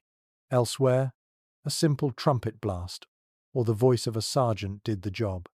In some places, dogs barking at the stir of animals became the unintentional alarm clock. Whatever the signal, it cut through the last layers of sleep with brutal clarity. One striking detail recorded in garrison accounts is that soldiers were expected to be up before sunrise when danger loomed. The idea was simple. Dawn was the likeliest time for enemies to attack, taking advantage of bleary eyes and loosened defences. A castle might be at its most vulnerable, just as the night watch changed hands. So men were often roused early, their bodies still aching from broken sleep, forced to stumble into the chill with weapons in hand. Oddly enough, some chroniclers describe soldiers who became so accustomed to this rhythm that they could wake without prompting, their bodies trained by routine. A 14th century account praises a captain whose men rose like birds at the crow of cock, without cry or horn. Whether true discipline or flattery, it suggests how ingrained the cycle of night and morning became in soldierly life. Researchers remain divided on how effective such early rising truly was. Some argue it ensured readiness and reduced surprise attacks. Others suggest it merely increased exhaustion, depriving men of precious rest in already harsh conditions. Without precise records of performance, the debate remains unresolved, though the practice itself is well attested. You imagine yourself roused by the sound of a horn echoing off the stone. Your eyes snap open, dry and gritty from too little sleep. The straw clings to your cloak, a flea bites at your wrist, and your mouth tastes of stale ale. Around you, the hall stirs into chaotic life. Men groaning, dogs stretching, boots thudding on stone as bodies rise reluctantly from the ground. The great fire, burned low during the night, flares again as servants add logs, filling the air with a burst of smoke and light. The sensory world of dawn is sharp and immediate. The cold feels harsher after the cocoon of sleep, biting against exposed skin. The hall smells of sour breath, sweat, and extinguished embers, mingled with the faint promise of breakfast, perhaps porridge or bread already being prepared in the kitchens. The noise grows quickly from silence to cacophony. Coughing, muttered curses, clinking armour, the scrape of swords being belted on. Some soldiers rush to duty straight from sleep, cloaks still askew, hoods pulled low, eyes half shut. Others take a moment to shake straw from their clothes, beat cloaks against the floor, or scratch furiously at fresh flea bites. One or two splash water on their faces from wooden basins, shivering at the shock but grateful for the clarity it brings. Hygiene was minimal, but the ritual of washing or praying at dawn marked the transition from night to day. There's a curious anecdote in a 15th century letter about soldiers who would warm their boots by the embers before putting them on, desperate to avoid the bite of frozen leather. The writer describes men hopping comically on one foot, trying to pull on boots while still half asleep, laughing through their misery. Small details like these reveal how humour and routine softened the harshness of mornings. But the duties were serious. The first task was often manning the walls, replacing the night guard with fresh eyes. Soldiers trudged upward, spears in hand, while others moved to the stables, tending horses before breakfast. Work began immediately, water drawn, weapons checked, fires stoked. Sleep's residue clung to them, but responsibility brooked no delay. Experts continue to puzzle over how this relentless cycle affected long-term health. Did soldiers adapt to broken nights followed by early mornings, or did it grind them down steadily? Some argue that the communal nature of castle life, shared meals, shared duties, helped normalize the fatigue, creating collective endurance. Others insist the evidence of chronic illness and shortened lifespans suggests otherwise. The truth, as always, lies between resilience and attrition. You walk in step with the others now, climbing toward the battlements as dawn spills across the horizon. The sky is pale pink, the air crisp, your body still sluggish. Behind you, the hall is emptying, straw left, scattered like the imprint of vanished dreams. Ahead, the world beyond the walls stirs, and the day's work begins. And yet, as you grip your spear and breathe the sharp morning air, you realize that the night has done its job. However imperfectly, however miserably you slept, you survived. And so did the men around you. The cycle continues. Night gives way to dawn, fatigue gives way to duty, and the castle lives another day. But what of memory? For even as the day begins, the experiences of the night linger, etched into the body, carried in scars of fatigue, shaped into stories passed from man to man. As you trudge forward, you understand that sleep in the medieval castle was more than just survival. It was a ritual, a test, a story in itself. And it is those memories, retold around fires and in chronicles, that shaped the image of how soldiers endured the cold without freezing to death. The horn's echo fades, but the memory of nights in a medieval castle lingers like smoke clinging to wool.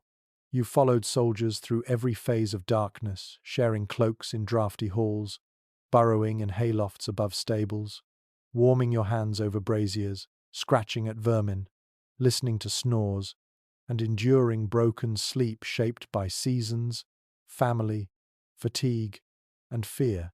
By now, you understand that to sleep in a castle was not a single experience.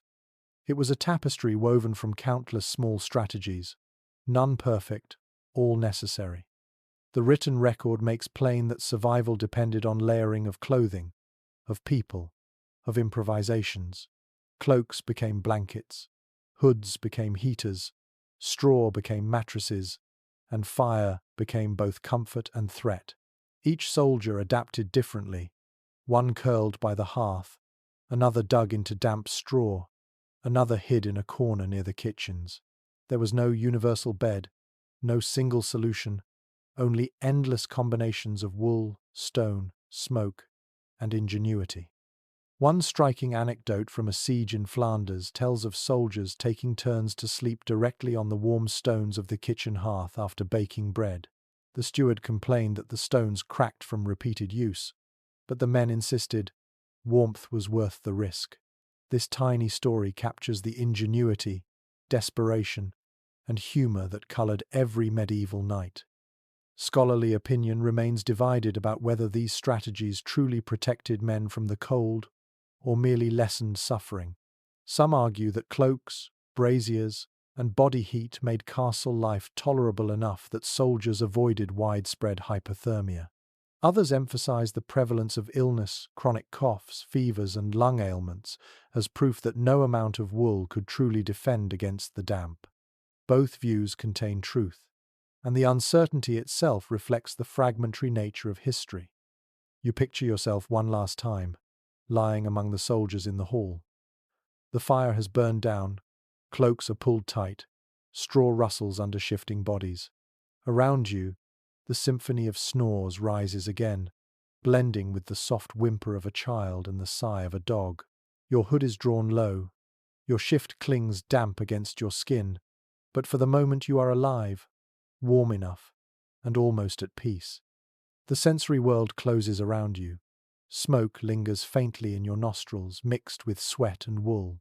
The draught tickles your cheek, but your cloak blocks most of it. The scratch of fleas is still there, but you are too tired to care. Your ears fill with breathing, steady and constant, and it begins to sound like the heartbeat of the castle itself. You let it lull you, eyes drifting shut, body surrendering to sleep. Oddly, this surrender is what makes medieval sleep most recognizable across centuries. However different the conditions, the essence remains familiar. Exhaustion softened by warmth, discomfort masked by closeness, fear dulled by dreams. You've lived it in imagination, they lived it in reality, and in both, survival meant letting go, if only for a few hours. Some final reflections from historians suggest that these nightly struggles shaped soldiers' identities as much as battle did. Sharing straw and cloaks built camaraderie. Enduring vermin and drafts fostered humor. Rising at dawn despite exhaustion proved discipline. Sleep was not an afterthought of war. It was part of the endurance that defined a soldier's worth. To sleep without freezing was, in its way, another victory. As you rest in this final vision, the story comes full circle. You've learned how soldiers in medieval castles slept without succumbing to the cold, by layering garments, sharing heat, improvising shelters, rationing fuel, and above all, enduring. It was never comfortable, rarely healthy, but it was enough. Enough to last the night, enough to rise with the dawn, enough to fight another day. Now, dim the lights in your own room. Let the echoes of stone halls and straw pallets fade. Allow the imagined smoke and cloaks to dissolve into the quiet of your present bed. You are no longer in the castle. You are safe, warm, and far removed from drafts and fleas. Let your breath slow. Let the night soften. And let sleep deep, modern, merciful sleep carry you away. The story fades into stillness now. You are no longer pressed shoulder to shoulder with weary soldiers, nor curled in a hayloft above steaming horses. You are here, in your own bed, with the simple gift of silence and warmth. The echoes of medieval nights linger only faintly, like distant bells, reminding you of how far you are from the hardship of stone walls and draughty halls. Imagine the soldiers you walk beside, how they pulled cloaks tight, curled around dogs, and huddled near fading embers. They endured nights that seemed endless, broken by cold winds and noisy snores. And yet, despite everything, they slept. Their bodies found rest where they could, teaching us that sleep is not about perfection but persistence. Now, picture those embers dying into ash. The last glow fades, the hall darkens, and the chorus of snores slows into steady breaths. A calm spreads, a quiet rhythm that carries the whole castle into slumber.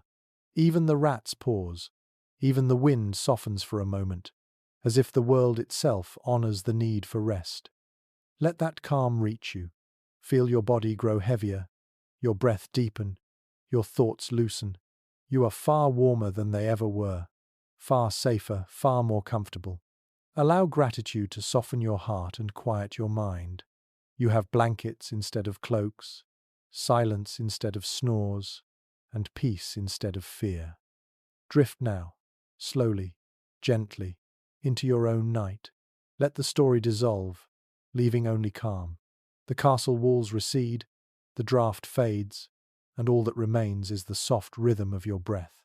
Sleep is waiting, patient and welcoming, as it has been for all who came before. Sweet dreams.